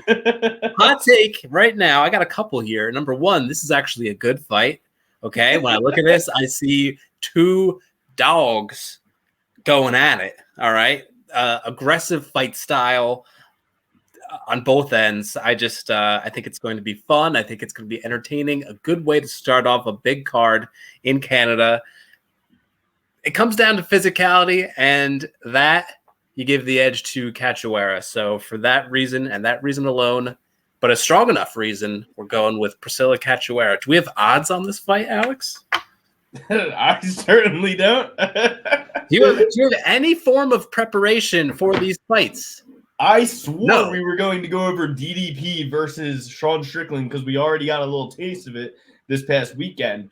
But apparently, we're just going to go right into Priscilla Cachoeira versus Jazzy All right. Jourdain. You know what, Alex? I'm already sick of it. I'll do it myself. Priscilla Cachoeira plus 220. Where are you getting that? And DraftKings. Right Jasmine. Yes. Jasudavicius minus 270. All right, Dude, the Cowgirls are getting stomped by the Buffalo Bills right now. Keep that up all night, Dan, because Best Bet Odds doesn't have everything that has apparently. Guess they're not the best, huh? I guess False advertising. Well, Jazzy J is gonna have a 3-inch reach advantage. I'm sure you guys already said this. She's coming off a loss. Tracy Cortez, we all saw that fight. It was close, and Tracy's looked really good. So that means that we can say, Jazzy probably is pretty good too.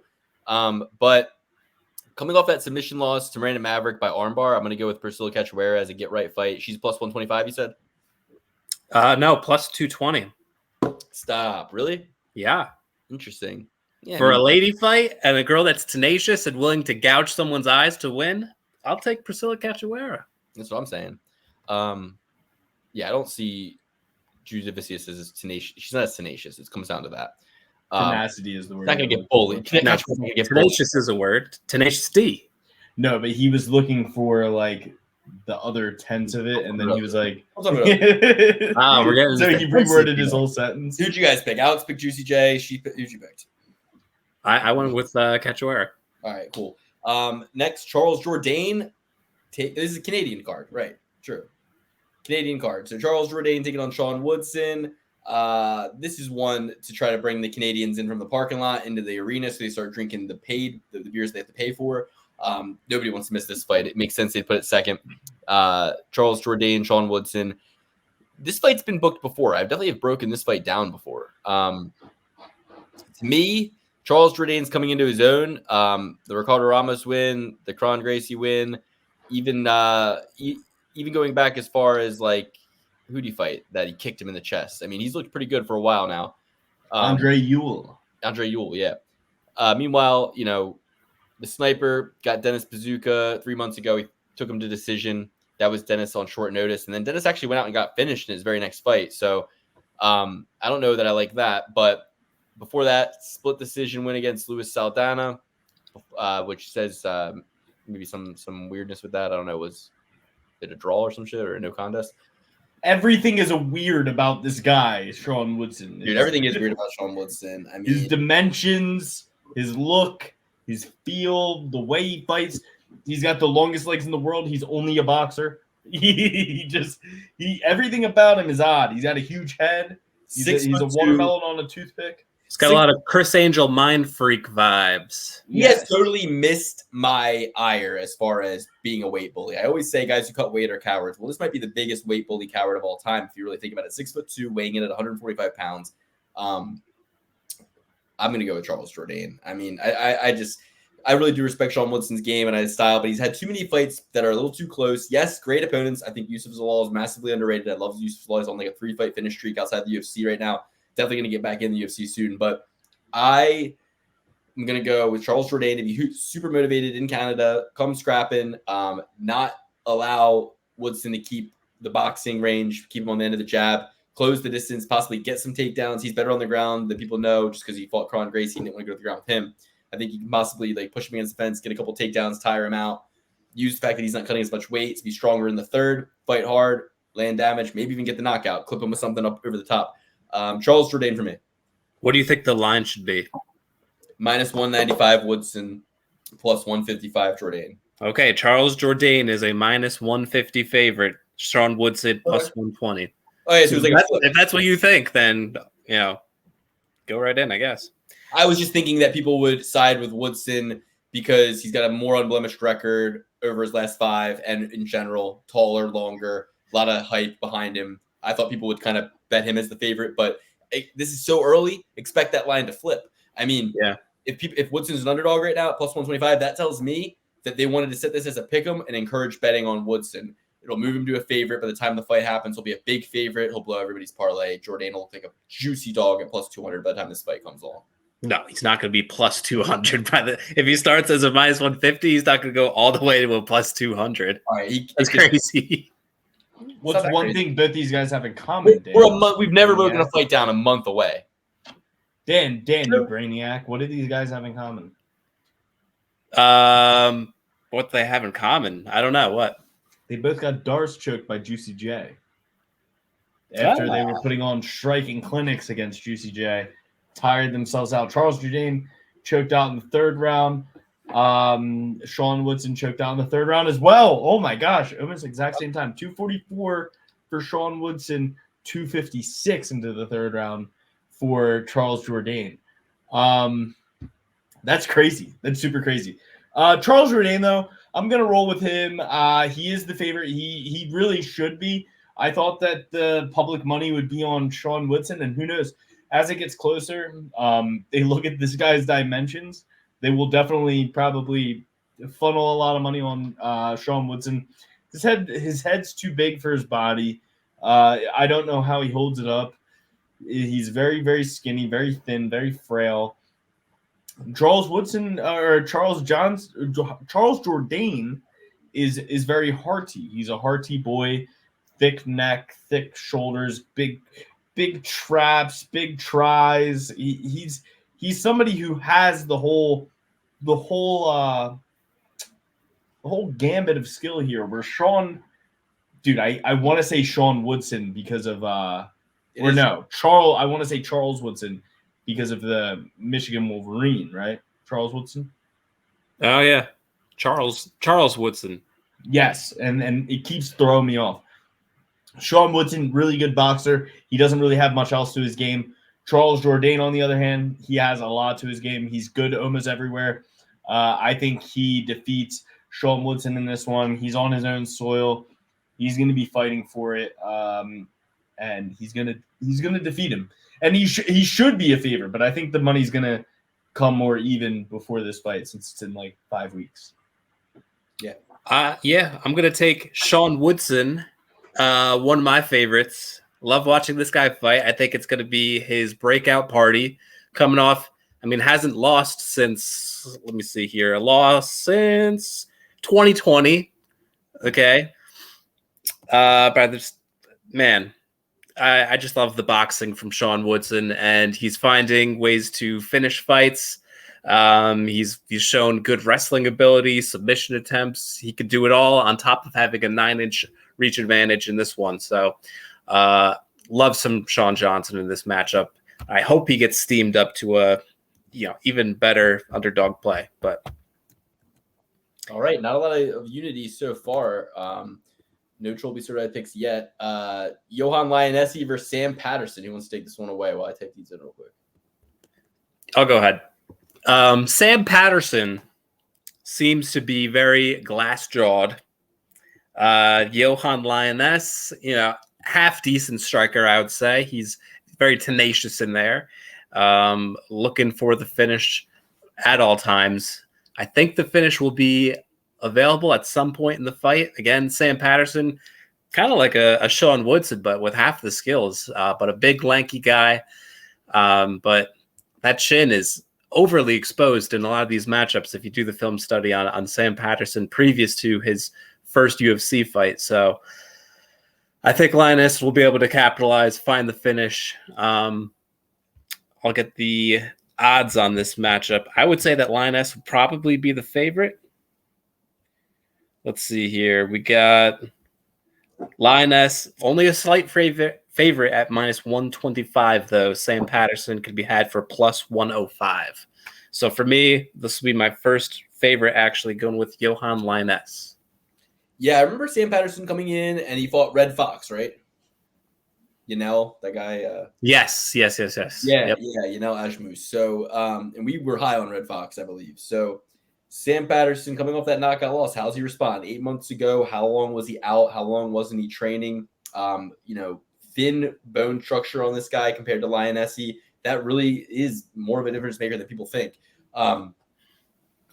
I do think that, a motivated at home with the crowd going wild, Johan Lainesse taking on a guy coming off a knockout loss could be good for him.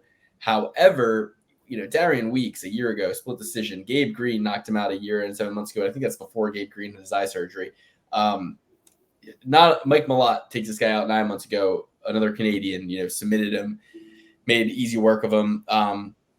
Sam Patterson has some submission wins himself. He's going to be coming in a little bit taller, a little bit more reach. I don't know. I mean, something tells me that coming off the Contender Series, they signed this guy for a reason, and he gets knocked out. Okay, now that everybody loses their debut, fine. He's going to be really itching to get a win here, and unless he's a complete fraud, I think he might be able to get it over on Johan Lainesse, who just hasn't really. He comes off the Contender Series too, kind of similar. He comes off the Contender Series, loses by knockout his first fight, gets a win right after, right? Split decision win against Darian Weeks, then loses a submission loss 9 months ago. So kind of similar trajectory, but I don't know. I just kind of expect more from the guy I haven't seen anything from, if that makes sense. Yeah.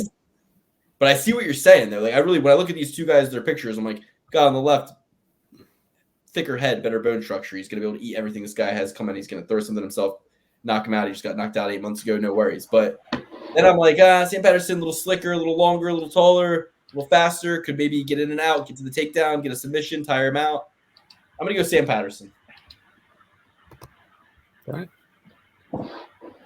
Alex, break the tie. I mean, yeah, Johan Lainesse, he did get beat by Mike Malott, but he fought really well against Darian Weeks. Gifted Gabe Green. I think he's out of the UFC now, right? Gabe Green. Shouldn't be, but I think he is. Sam Patterson looks a little frail for my liking. Looks like he struggles a little bit on the ground. And I think Johan Lainesse is just a little bit more of a good complete game, although he is a bit older. How old is he? 30. God bless. Thank you. 34 or 31.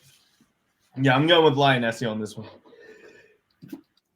And again, God bless. Speaking of God, Sam Patterson could play Satan in Passion of the Christ. Fair. Yeah.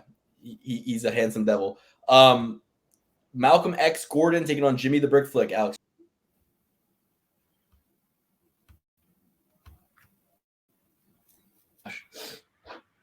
All right.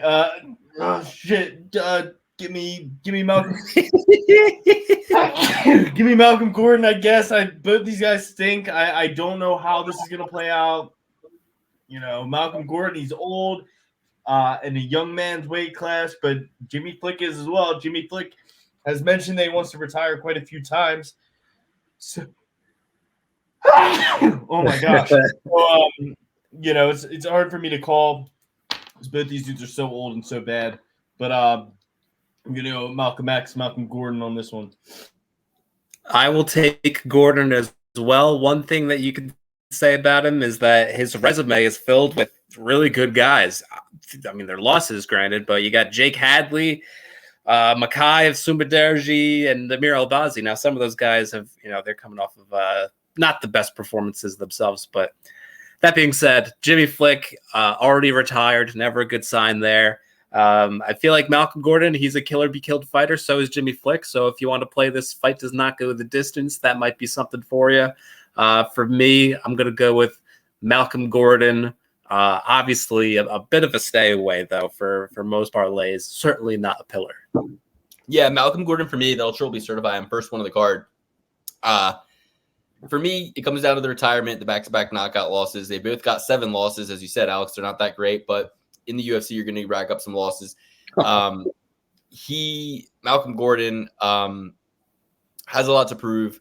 I think is more athletic in terms of for the weight class. He's going to be faster twitch.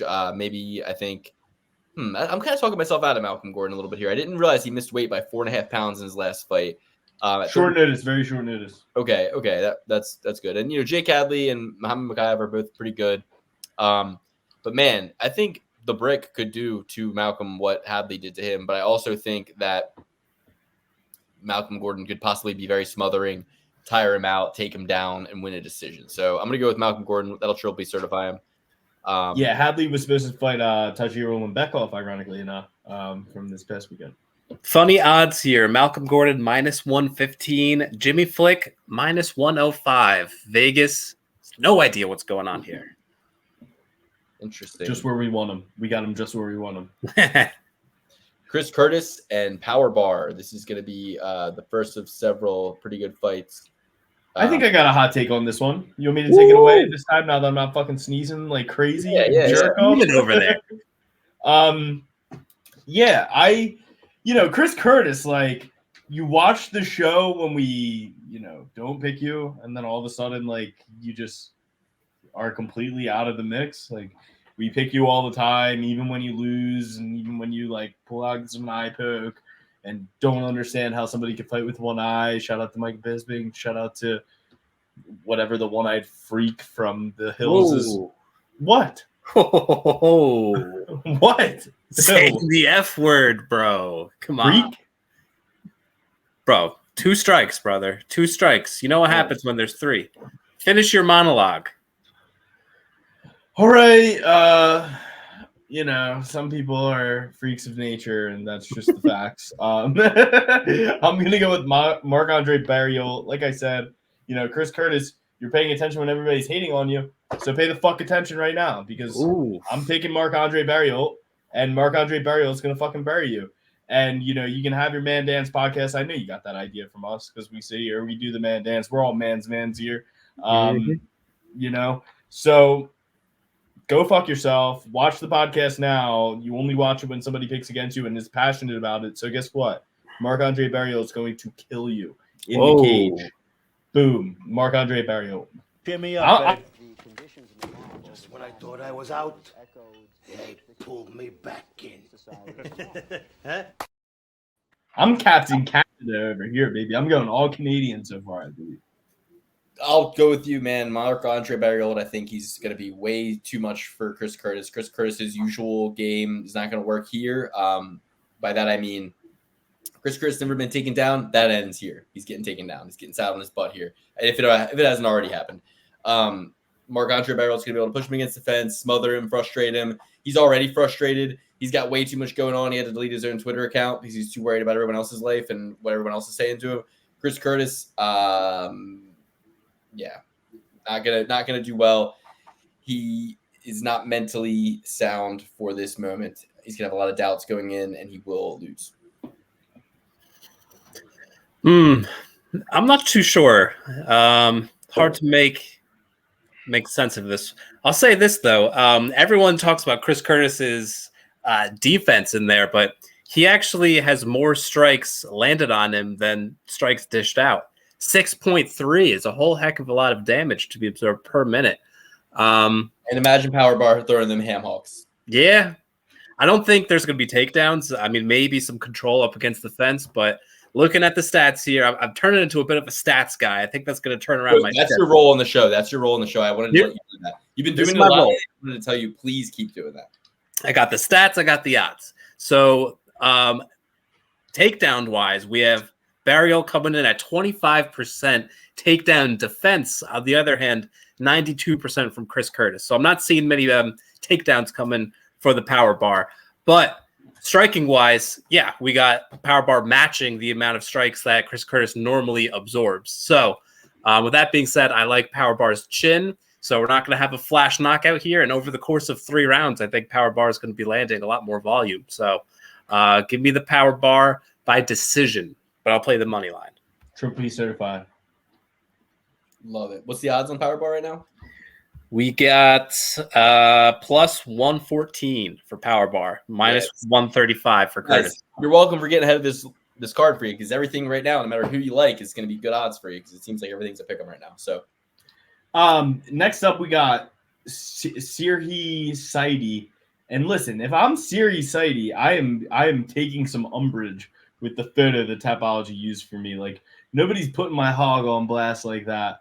Like if you got a picture of me in those skinny you gotta click on it to make it. his hog. This is a bad hog shot. Okay, wait, I gotta see this. Fresh after a weight cut, dude. You got the smallest hog in the world. Don't worry about it, Seth. or not Seth, Sidey, whatever the hell your name is. Jeez Louise. He sounds like what, like, a couple of hockey players who like Angry Orchard would say, "Hey, you want to get some Sideys after the game, bud?" Some Ooh. Surrey Sideys.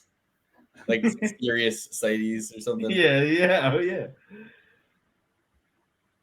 Damn, dude, the Cowgirls are getting destroyed right now. 3-31. That's crazy. That is crazy. That is crazy. But yeah, I don't know much about either of these two guys. But one thing I do know is that Raymond Taveras lost to Sidey on the Contender Series, not but a few months ago, September of 5. Yeah, I guess I'll go with Sidey. Got to go with what you know. I think Taveras missed weight and then got knocked out. Now, was Sidey supposed to fight somebody else before this? Did he fill in last minute? Are you guys not paying attention to the fact that these guys fought each other? And That's what I just said, bro. He already said What that. are you saying? okay, sorry, somebody called me and I had to. I'm saying, did Taveras take it on last minute because he missed weight? But no, these guys were scheduled to fight each other for quite some time. Sidey knocked him out in the first round. I'm going to go with Sidey again. You got to go with the Canadian boy, Canadian soil. He went all the way down to Las Vegas to knock this guy out, not but 3 months ago. What am I going to go against him now? Hell no. He's got more time to prepare for the same guy. He's going to knock him out again, probably. Yeah, it makes no sense why Ramon Taveras would want this matchup. I really want to get the backstory here. Why is this happening? Let them get a little breathing room. Let them get some parity, get some difference of opponents, see how they go. Let Roman Taveras at least make a case for growth. I mean, what is the case you made here? That it's a fluke? Okay, so Roman wins. Now they're 1-1. We do a trilogy? Nobody knows who they are. Who gives a fuck? So it just doesn't make any sense to me. And if Roman loses, okay, so now you're 0-2 against the guy you lost to him in your UFC debut, and you lost to him against in your Contender Series debut. So Roman Taveras didn't know who he was, and then saw his Tapology picture and was like, "No, I gotta fight this guy again. Fuck that. There's no way this guy beat the shit out of me."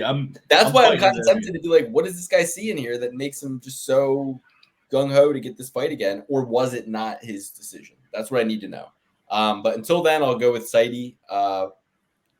Like you said, Alex, what reason would I have not to go with him here? Besides, just the Tapology. Real reason, The Tapology picture. That's not that bad. Like you said, it's after a weigh-in. You guys nobody should be click on the picture. If you're just looking at the top half, you got to click on the picture. It'll show the bottom half. Nobody should be taking pictures after a weigh-in like that. Okay, nobody. That shouldn't be allowed. Okay, ceremonial weigh-ins only. That's the only spot pictures are taken. Say what? I'm tempted to, in this next fight, Jillian Roberts. So how about you let Dan go? Huh? Oh, sorry, Dan. Oh man, How about you? How about you let Dan go, Alex? How about you let Dan go? Dan, what do you think about the pecker in that picture? I'm gonna trust my Sidey senses and pick Sidey. The bigger guy, longer reach, taller. He's got the win over him. He's the favorite in this matchup, so Vegas thinks he's gonna win at -192. I mean, he's the hometown guy, the home country guy. Seems like a bit of a setup. I don't think that what's-his-face, Ramon Taveras, has much bargaining power with the UFC, so he was definitely forced into this. UFC is just like, hey, let's get some Canadian wins racked up here. Take a guy he's already beat him, and our analytics team is telling us that boop, boop, boop, boop, he'll probably win again. Going with Sidey here. Trust your Sidey sense, all right? Go with the gut. Triple P certifies Sidey. I guess nobody loves Raymond here. Third in a row. Gordon, Powerbar, and Sidey. We'll move on. Jillian Robertson versus Polyana Viana. Polyana Viana, just for looking a little bit like Melissa Gatto, or who was it? The Queen of Ariane Lipitsky. Just for looking a little bit like Ariane Lipitsky, I'm gonna maybe side with her here because Ariane Lipitsky looked so good in her last fight. Polyana Viana. I don't know, man. She's coming off that loss against Lucindo Triangle 3 months ago. Before that, beat Jin Frey. Before that, decision loss to Tabitha Ricci. No shame there. Back-to-back wins by armbar before that. Jillian Robertson, she's a submission girl, apparently, right? Din Thomas loves her. Is his favorite person of all time. Well, this girl's from Brazil. I'm going to go with Polyana Viana. Jillian Robertson's going to have everybody from her high school is going to be trying to get tickets for this. She's going to be dealing with a bunch of stuff coming up from Florida. having to train in Canada, reuniting with everybody, taking pictures. Oh, I'm in Canada again. I'm just going to get smashed. Palliana Viana all day, all night. Yeah. Palliana Viana. She trains with Charles Oliveira. She's not going to get fucking submitted by Jillian Robertson. But do you know who Jillian Robertson trains under? Yeah, Sensei Big Daddy Splash. I mean, there is one and only Sensei Big Daddy Splash. There has never been another big Sensei Daddy, Sensei Splash Daddy. Jillian Robertson, although she looks like she's 35, guys, she is 28 years old, and you only think she's 35 because she's been fighting in the UFC for quite some time. Has the most submissions in UFC women's fights. Her record does look a bit like a Christmas tree. You know, she wins 1, she loses 2, she loses 2, she wins 2. She goes back and forth. She's coming off a loss to Tabitha Ricci. Tabitha Ricci has way better ground game than Palliana Viana. Palliana Viana, her picture looks like a headshot or something. Like somebody's trying to cast her in a movie looking into the space for no reason. Palliana Viana, not very good. Only beat old ass Jinu Frey, beat Mallory Martin. Mallory Martin, aka one of our least favorite fighters' ex-girlfriend. Duran Wynn's ex-girlfriend, Mallory Martin. Emily Spitfire Whitmire, she stinks. This girl, her only wins in the UFC are Jinu Frey, Mallory Martin, Emily Spitfire Whitmire, and Mila Kunaleli, who is 41 years old. No way, Jose. Jillian Robertson, this is a get-right fight. She's going to destroy Palliana Viana. Jillian Robertson, I'm a looking and I'm a liking. Jillian Robertson will destroy Palliana Viana. The wrestling will be there, taking her down, submissions galore. It's going to be an easy win. I'm stalling as I pull up the odds. We have Vegas agreeing with Jillian Robertson, minus 142. Palliana Viana, you could be had at plus 120. Hell yeah. Listen, Jillian Robertson is a dog. She's getting her eye gouged out. She fights through it, maintains the dominant position. She's kind of badass, if you didn't know. And again, hometown kid. You could imagine that there's a little bit of a PR push, hometown victory. You know, it's not a guarantee that the Canadians are going to win all these fights, but the odds are a little bit more in their favor. And most subs in UFC history, Palliana Viana stinks. You know, you got to lean to what you know, and that's the Savage. You know, they got our coach in there as like the coach. You know, they call him the coach, Din Thomas. That's her coach, Din Thomas. Jillian Robertson spends a lot of time with Din Thomas. She's going to know a thing or two. Next up, we have Brad Superman Katona off the last season of The Ultimate Fighter. Something that Dan has weirdly neglected The Ultimate Fighter. He does not like watching The Ultimate Fighter. He doesn't know anything about The Ultimate Fighter. Brad Katona, the only 2-time Ultimate Fighter winner in Ultimate Fighter history. He is fighting Garrett Armfield. Garrett Armfield coming in off of a win against Toishumu Kazama, and then lost to David Onama. That's word to my mama. Dan, what do you think about these two fellas getting in there in January? Yeah, Brad Katona being a 2-time winner of the Ultimate Fighter is not a feather in his cap, in my estimation. That just means that, like, you were proven to be not that good for the UFC to push you all the way back after you won the most prestigious tournament in the world's history. All right, so Garrett Armfield being the younger guy. Dan, let me just interrupt for 2 seconds. In his defense, he only went on a 2-fight skid to get kicked out of the UFC, that being against Merab Dvalishvili and Hunter Azur, who was also on that same season of The Ultimate Fighter.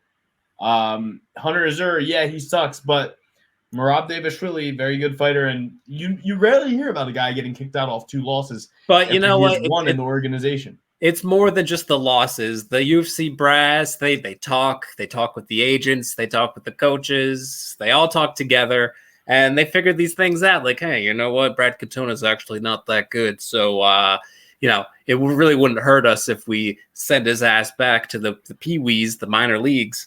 Garrett Armfield is the side here. Younger guy with a 6-inch reach advantage. That was a quality loss to David Onama.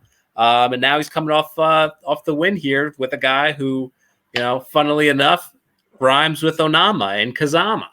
So it's going to be I tried to get another rhyme out of that, but I couldn't. I was going with Galarama. I don't know. I couldn't get nothing. But yeah, Garrett Armfield. Yeah. I was going with like a Busta Rhymes type deal. No, we got Armfield for the win. I believe he's the favorite, but let me double check it. Lukey, who are you leaning? I'm with you, Dan. I'm with you. I know what Alex is saying. I know Alex watched that season, all that. Both. I watch every season of The Ultimate Fighter ever. He's too stiff. He's stiff as a board. Armfield's loose as a goose. Gonna bury a shin in his liver. Gonna bury an elbow in his temple. Gonna punch him. If this is a boring fight, Katona wins. Yeah, if Katona's grinding and pushing and being boring, then yeah, he's gonna win this fight. But if this is exciting, like I expect it to be, Armfield gets the win. Longer, looser, quicker, better for 3 rounds.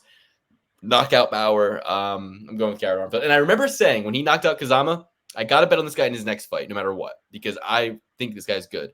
So they gave me the perfect fight because, like you, Alex, I want to be like, oh, Brad Katona at home, coming off the Ultimate Fighter, all piss and vinegar, like definitely going to win. But I think he could run into some problems here with Armfield. Armfield's got that loss to David Onama, but I got to think that was short notice. I think you probably looked that up, right? I can check. Because that guy's opponents are always dropping out. And if that was a short notice fight, it makes sense that takes that a year and 4 months ago, and then they keep him on the sidelines, let him get healthy, all that. So yes, that was short notice. He was scheduled to fight Austin Lingo before Lingo pulled out, and then Armfield filled in. So Onama was short notice, but that's a real No. Armfield was short notice. He wasn't in the UFC. Gotcha. Yeah, okay. Yeah. Perfect. So yeah, that's my thinking. Better than people think at this point. He's probably the underdog too.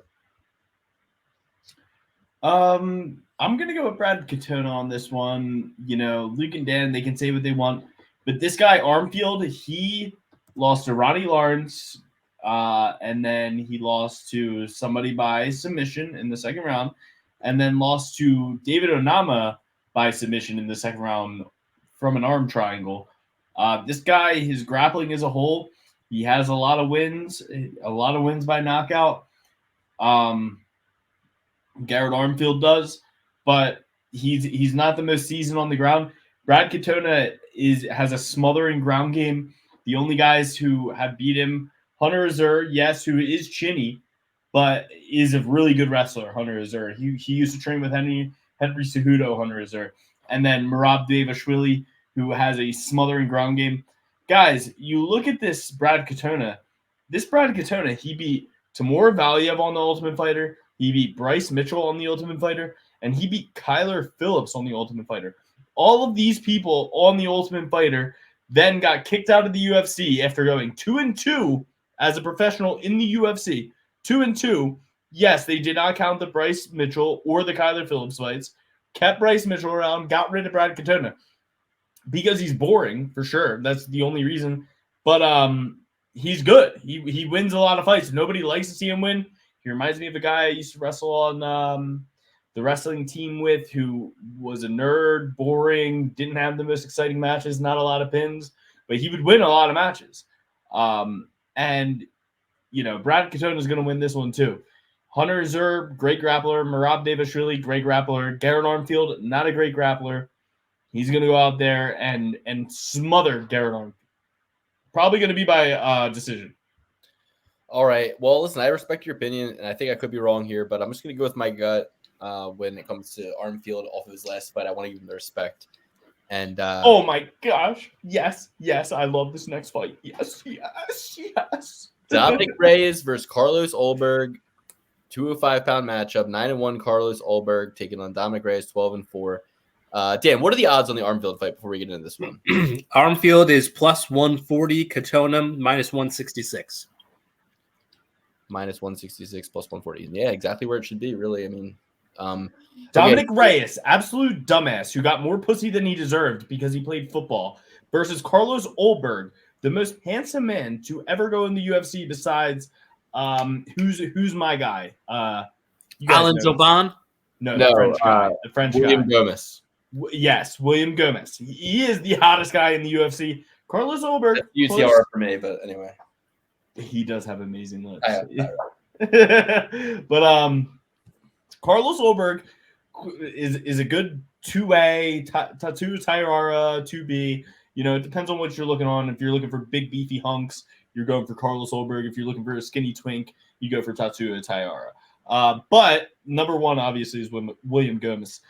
I can't wait for this guy who got way too much pussy for being so ugly and playing Division III football to get knocked out yet again. He gets knocked out all the time. Dominic Reyes is like death taxes and Dominic Reyes getting finished in fights. You got to go with Carlos Ulberg here. He definitely has a better striking. Dominic Reyes, he's like, yeah, I ride a Peloton and I have a good left hand. That's pretty much all he does. Has more CTE than Chandler Jones and is going to get knocked out in this one. Got to go with Carlos Ulberg by emphatic knockout. Definitely the more technical striker. Dan, what do you think on this one? Trap fight. We're going with Dominic Reyes. I think he is going to pressure Carlos Ulberg, not let him operate in space. Listen, the most dangerous man is a man who's got nothing to lose, and that's going to be Dominic Reyes. He's already lost 4 in a row. He's going to go in there. No, Dan, he has everything to lose. Close the he has distance. his last 2 brain cells left to lose. He has literally everything he owns. He'll be fine. He'll be fine. Listen, he was playing with house money. No one expected him to ever be a successful UFC fighter. He fought for a title. He's made good money. And now he's got nothing to lose. Carlos Ulberg does not like guys in his face. He's a little pretty boy who needs everything to be just right, including fight circumstances where he needs to be operating from space. Dominic Reyes will not give that to him. It's a trap line. I'm telling you, this is the parlay sinker. He's going to sink all your damn parlays with a smile and kissing babies. That Carlos Ulberg, he's a snake politician, and Dominic Reyes will expose that January 20th at plus 180 odds. Mark my word. It's crazy to have such polarizing takes. I mean, Alex to come out here and just be chomping at the bit to get to this fight. And then you to come in and just go the whole opposite side. I was right there with Alex at first, but I'm still there. Yeah, I'm still there. I think minus 218 is generous at this point in Reyes' career, coming off back-to-back knockout losses by competition that I think Ulberg kind of gets out of there. I mean, Ryan Spann, I think Ulberg's perfectly competitive with. And, other than that, yeah, Jan Blachowicz, Yuri Bohaska, those are respectable people to get finished by. I don't think Ulberg does well against either of them. So, of course. So this is a good calibration fight. I do agree with you that it should be more of a pick'em of all the fights on the card, skill for skill, record for record, resume for resume. It's crazy to get Reyes at this kind of value. But if you look deeper into his resume, you see, okay, Jared Cannonier, middleweight. Volkan Ozdemir, small heavyweight. Chris Weidman, middleweight. Or small heavyweight. Chris Weidman, middleweight. Then he fights John Jones, loses, okay. Fights Jan, again, light heavyweight, but also middleweight, kind of. Loses. Fights Yuri, loses. But lots of time in between all of this, right? Fights Ryan Spann. Not only loses, but finished in the first round with a jab in the first minute and a half. And that was fairly recently, right? It was in 2022, but at the end of the year. So it's not very recently, actually. It's over a year ago. But I don't know. 6-4 in the UFC. I think he goes 6-5. I think it's Ulberg's time. He did lose to Kennedy and Shukui, but that's a big guy with a lot of attributes that Reyes does not have. So I'm going to go with Ulberg here. I think at this point in the line, it's generous, but I wouldn't take him at minus 400, and that's where it's going to end up by fight time. Yeah, Kennedy and Shukui is 6'5", 84-inch reach. Where these guys are the same exact size, where it's like, I kind of got cause to pause. I heard Yan talking while I was urinating. It's like, yeah, Dominic Reyes has fought for a title. He has put away guys who would put away a guy like Carlos Ulberg. No time would probably go out there and make it a good fight with Carlos Ulberg. But Dominic Reyes is just too chinny, man. He's way too chinny. And a guy like Carlos Ulberg, who puts it together well on the feet out of City Kickboxing. Like his kickboxing is going to be good, and this guy doesn't know how to wrestle, Dominic Reyes.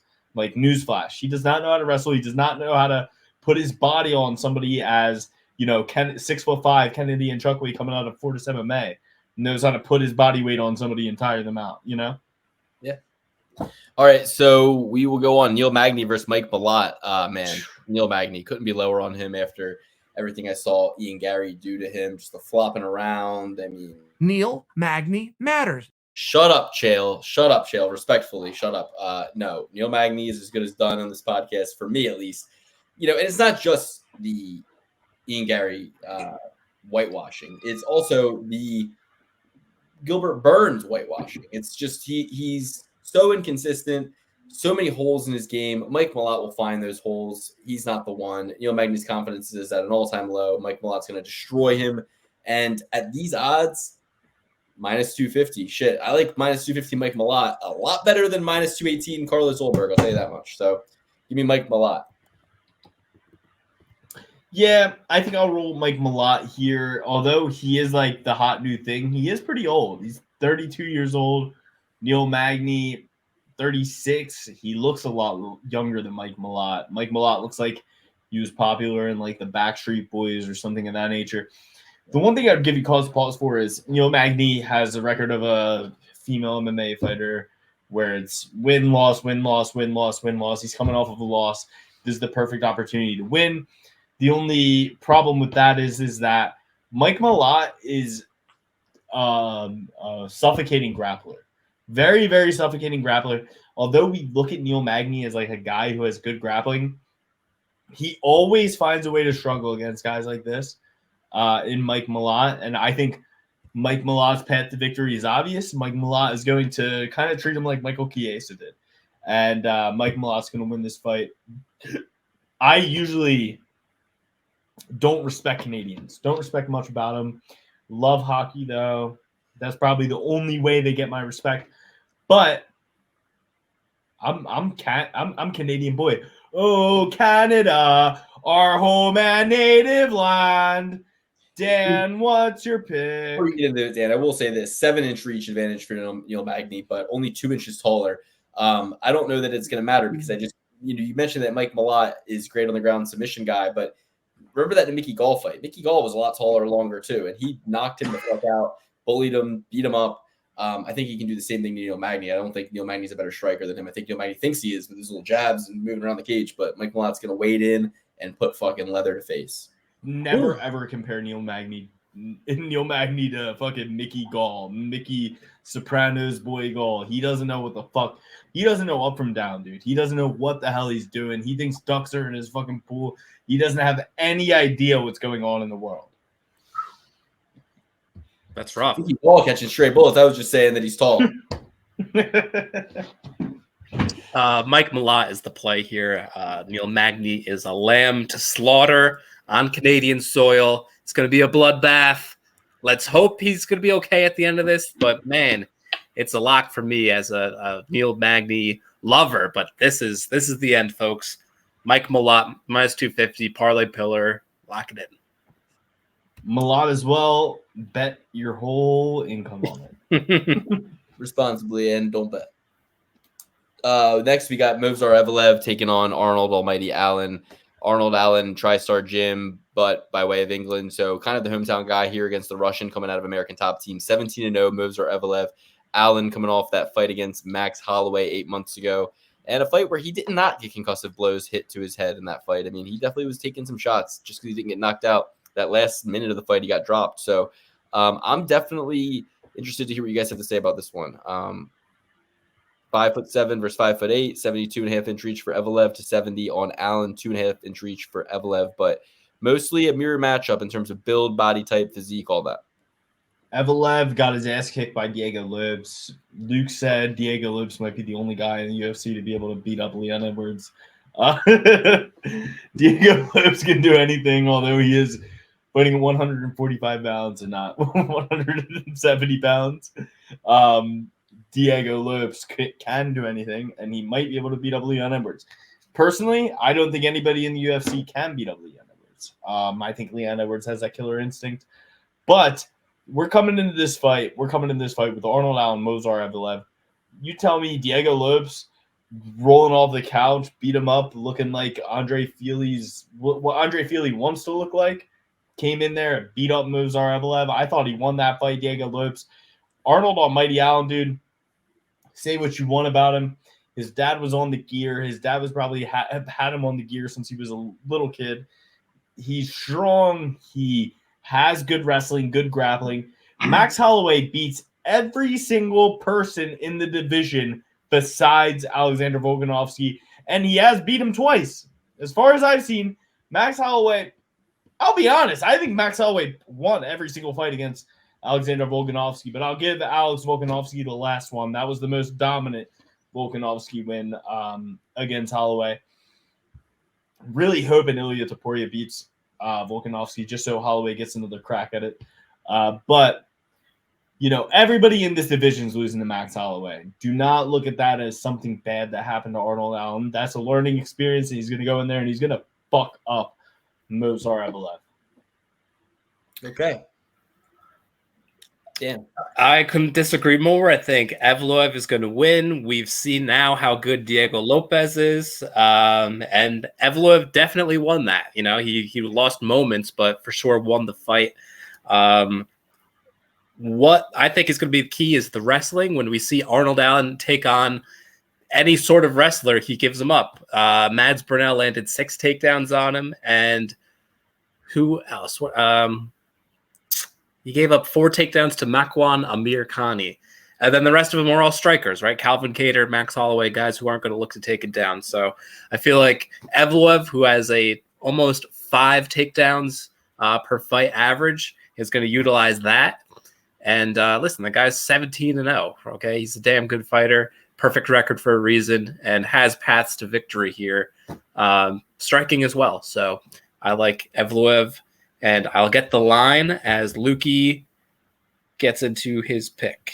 Not sure if this is true, but that Makwan Amir Khani fight was before Arnold Allen started fighting a TriStar. I think he was still overseas across the pond before he got some really good wrestling experience.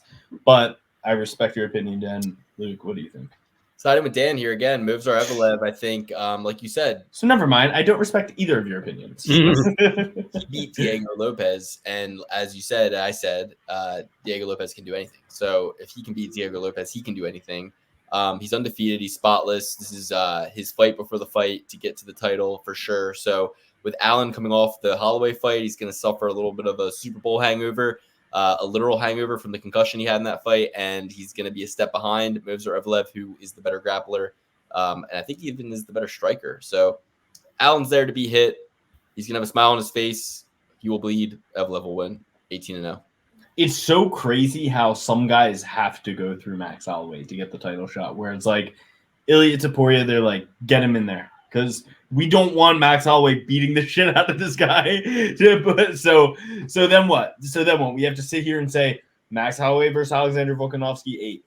Like, if it were how it should be, which is like the rankings, and Max Holloway should be the doorkeeper to make sure if anybody wants to get to Alexander Volkanovski, they can.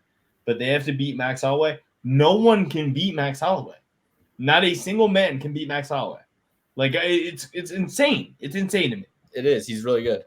So, I mean, I think when Topuria, when and if they fight, if he beats Volkanovski, Max Holloway's in there against Topuria. If Volkanovski beats Topuria, then Max probably fights Topuria. So I think the next fight for Topuria is Max Holloway no matter what. So next fight, we got Mauro Bueno Silva versus Rocky Raquel Pennington in what is the worst title fight of all time. I think it's safe to say. I mean, let's be real. It's the worst. What about the Iron Lady versus This is worse. This is worse because at least Amanda Nunes was one of those people in that fight, right? I don't think so. Who are you talking about? I don't even know. Let's just let me talk. Lorraine Vandermeer versus... You can bring this up when it's your turn to talk. Mauro Bueno Silva, who's coming off a positive test for ritalinic acid. I guess, is that Ritalin? I don't know. Is it acid? her win against Holly Holm was overturned to a no contest. Her last fight was overturned to a no contest after she had a positive test. Raquel Pennington's last win is a split decision against Ketlin Vieira a year ago. So both these girls been on the sidelines. Both these girls unimpressive in their last fight. And, both these girls, technically their last non-win was to Holly Holm because Rocky Raquel lost to Holly Holm and this girl had no contest to Holly Holm in their last outing. So I'm going to go with Mayra Bueno Silva emphatically. Give me the girl on the juice or whatever she's on, the rituximab acid, and give me the girl who's got finishing ability versus the girl who's got 1 knockout win and 4 submission wins in her entire career of over 20 fights, 30 fights, whatever. I'm going 23. How many is it? 23 fights.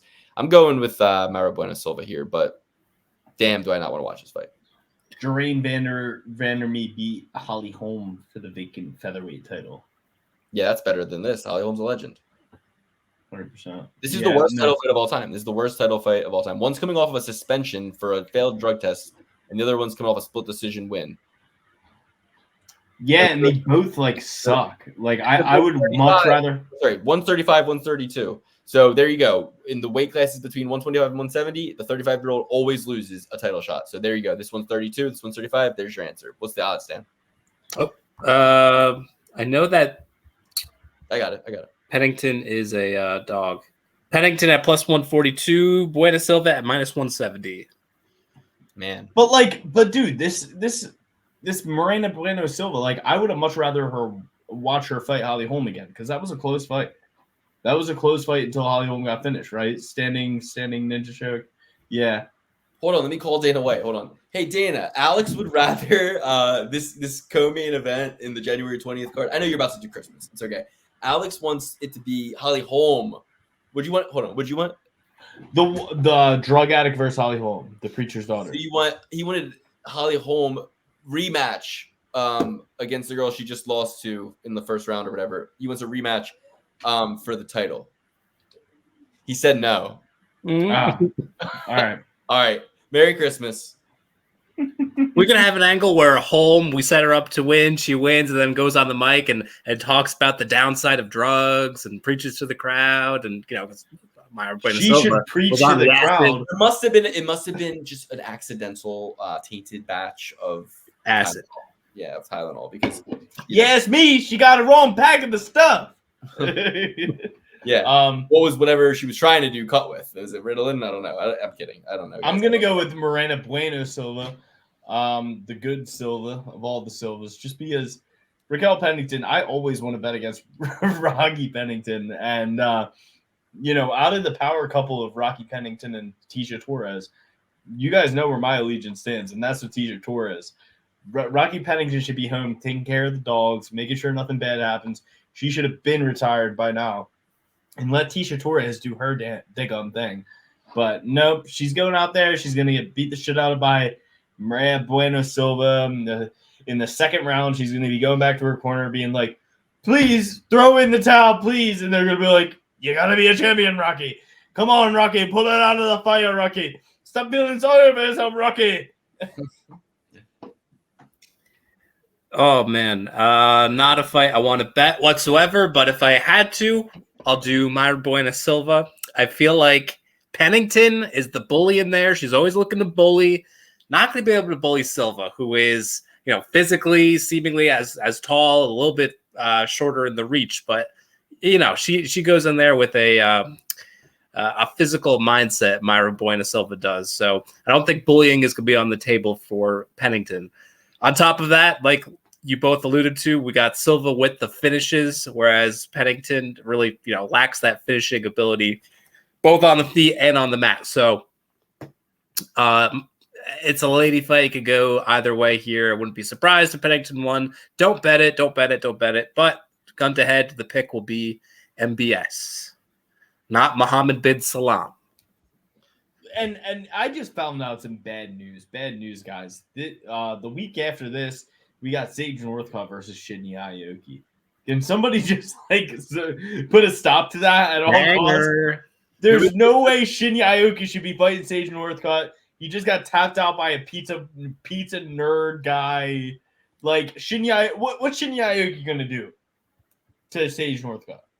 I have no idea.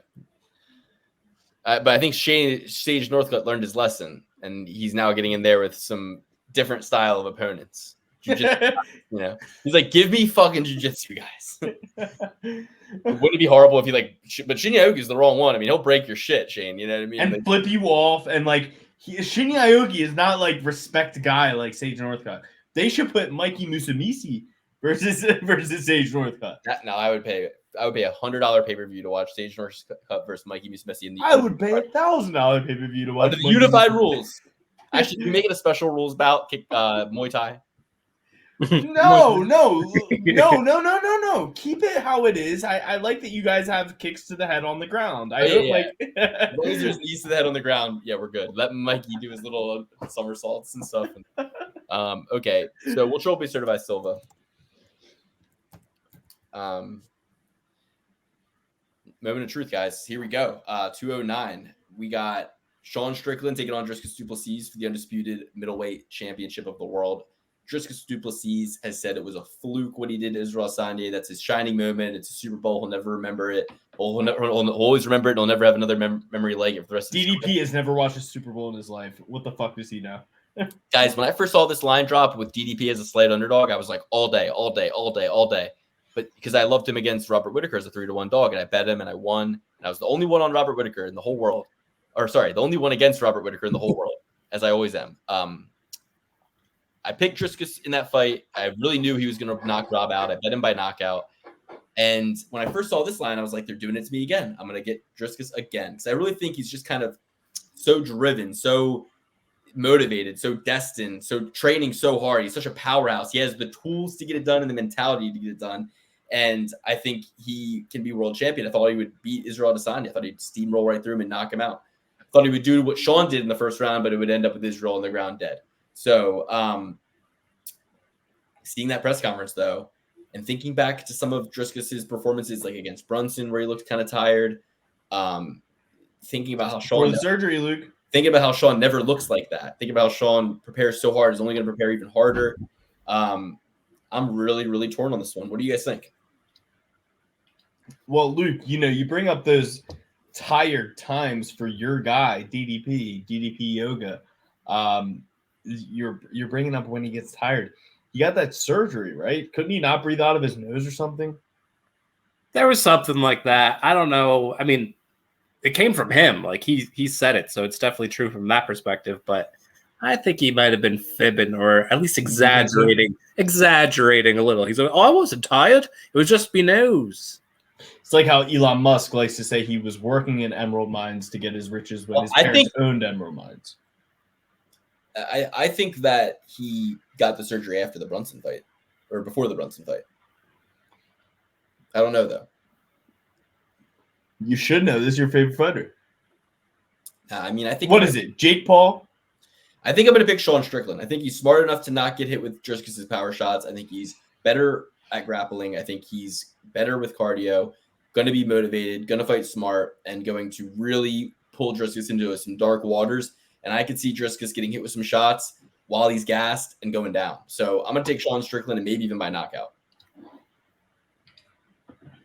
Yeah, I like that as well. Like Strickland here. I was a little bit swayed towards DDP. I think he got under Sean's skin at the press conference. But overall, what I'm seeing is, Strickland taking this thing into deep waters, into the 4th and 5th round. DDP, I think he fought in 5-round fights in his previous organization. What is it? KSI or KSY or whatever, XYZ, the organization. Did I Show Speed beat up KSI? Is that what I'm hearing? Who? You wouldn't know. You don't watch streamers. Nah, not really. But yeah, so Sean Strickland not going to be touched by DDP and his crazy karate blitzing lunge strikes. Strickland's going to see it a mile away and maybe even get some takedowns. Maybe add that little thing to drain the gas tank even more of DDP. So Sean Strickland to end the night. And our odds are Strickland is a slight favorite at -148 to DDP's +124. DDP, Dragon Dagger poisoned. I love DDP. I think he's a great fighter. Actually, now that I think about it, he isn't that great of a fighter. He relies on his, physical dominance a lot of the times in these bouts. He's bigger, he's stronger than a lot of these guys. From what I saw last weekend, I think DDP is going to be the scared one. Dana White came out on the press conference this past week and said, right before I got out here, I was talking to DDP. And it's like right after that occurrence, they brought Sean Strickland in the back. They said, Sean Strickland, you can go out there if you want. And Sean Strickland was like, y'all guys, I'm going to go home. Who cares? I'm just going to go home now. So Sean Strickland got his money's worth. In the past month, Sean Strickland has had a gun pulled on somebody like in real life and was like, I will kill you. He didn't. He has responsibility, good trigger discipline. If you watch any gun videos online, you know that the number one comment on the thing is bad trigger discipline, good trigger discipline. You should never have your finger on the trigger unless you're willing to kill. And Sean Strickland is going to go out there and he's going to be ready to kill. DDP, he kisses his coach on the mouth. He can say what he wants about, he's going to beat up Sean Strickland just like his dad did. Sean Strickland isn't coaching Eric Nissick on the mouth after they get done fights. All right.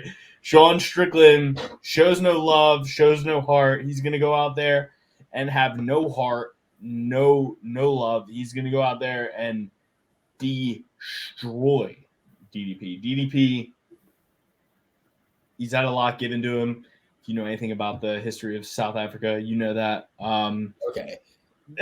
You know about South Africa. Anyway, one thing I know a lot about apartheid. I want to interrupt rambling to say something important about the fight, actually. So, I know Elon Musk never worked a day on that emerald mine. He just why are you trying to make powerful enemies? Don't put Elon Musk's name in your mouth. I'm going to make the most powerful enemies.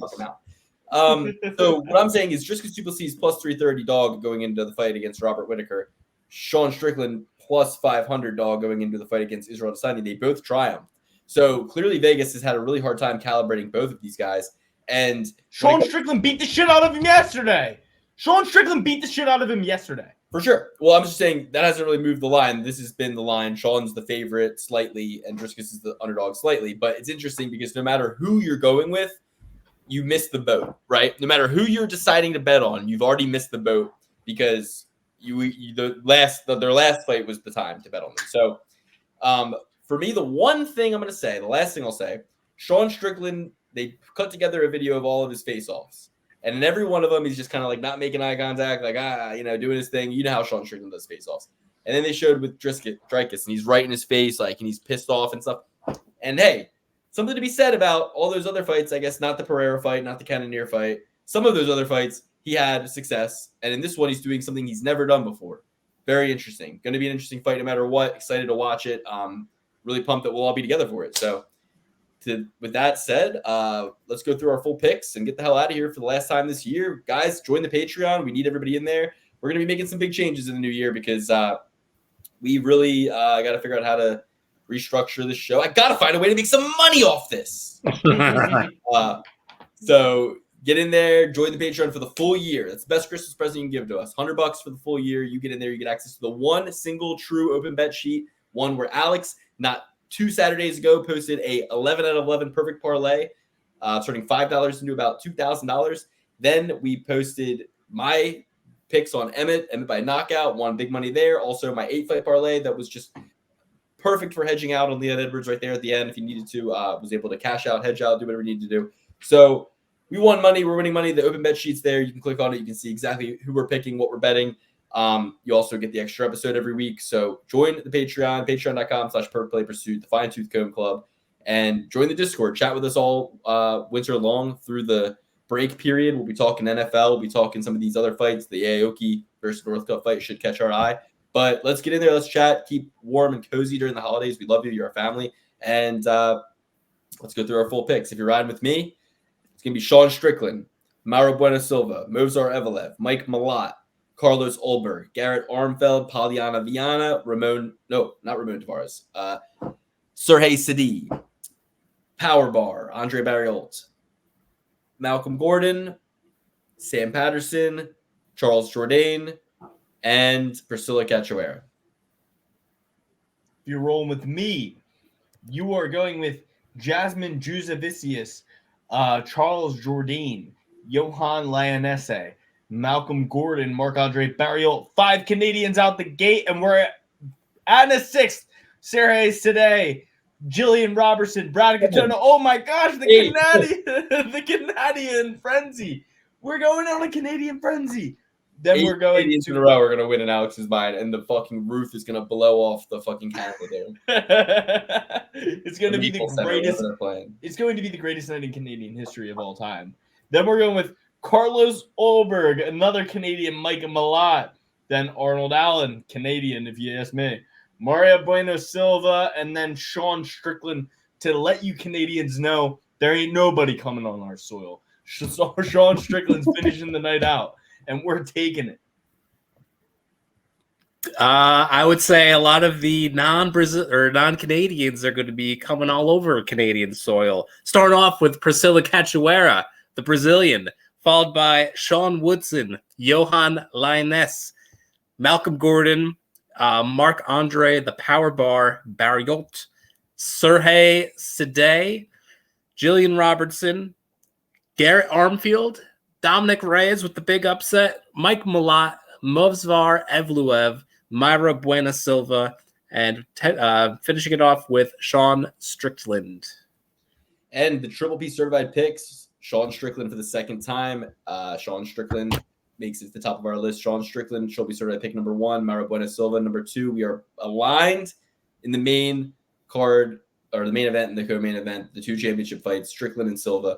Then we got Mike Malott on the main card, followed by 3 Canadians in a row, as they said, Sergey Sidey, Marc-Andre Barriault, the Power Bar, and Malcolm X Gordon. 6 Triple P certified picks for you all for last week. And listen, guys, this is going to be January 20th, so we will break this one down again the week of the fight. So after the January 13th card, we'll break down the January 13th card again the week of the fight. And in between, we're going to do some award show episodes. We're going to do some recap episodes, some maybe some NFL stuff, some other content if it comes up. But for the most part, taking a little break at the end of the year here. Thank you for joining us. Get in the Patreon. We love you so much. Merry Christmas. Happy New Year. And let us know what you think of the episode. Yeah, I don't know. Alex is gone. Does he want to say goodbye? Maybe. I don't know if he wants to say goodbye. It's the last episode. Comment, subscribe. Happy holidays. We love you all. We'll see you in the home club, the Patreon, the Discord, in the comment section, everywhere where you can voice your voice. We will see you there. In this episode, dude. I don't.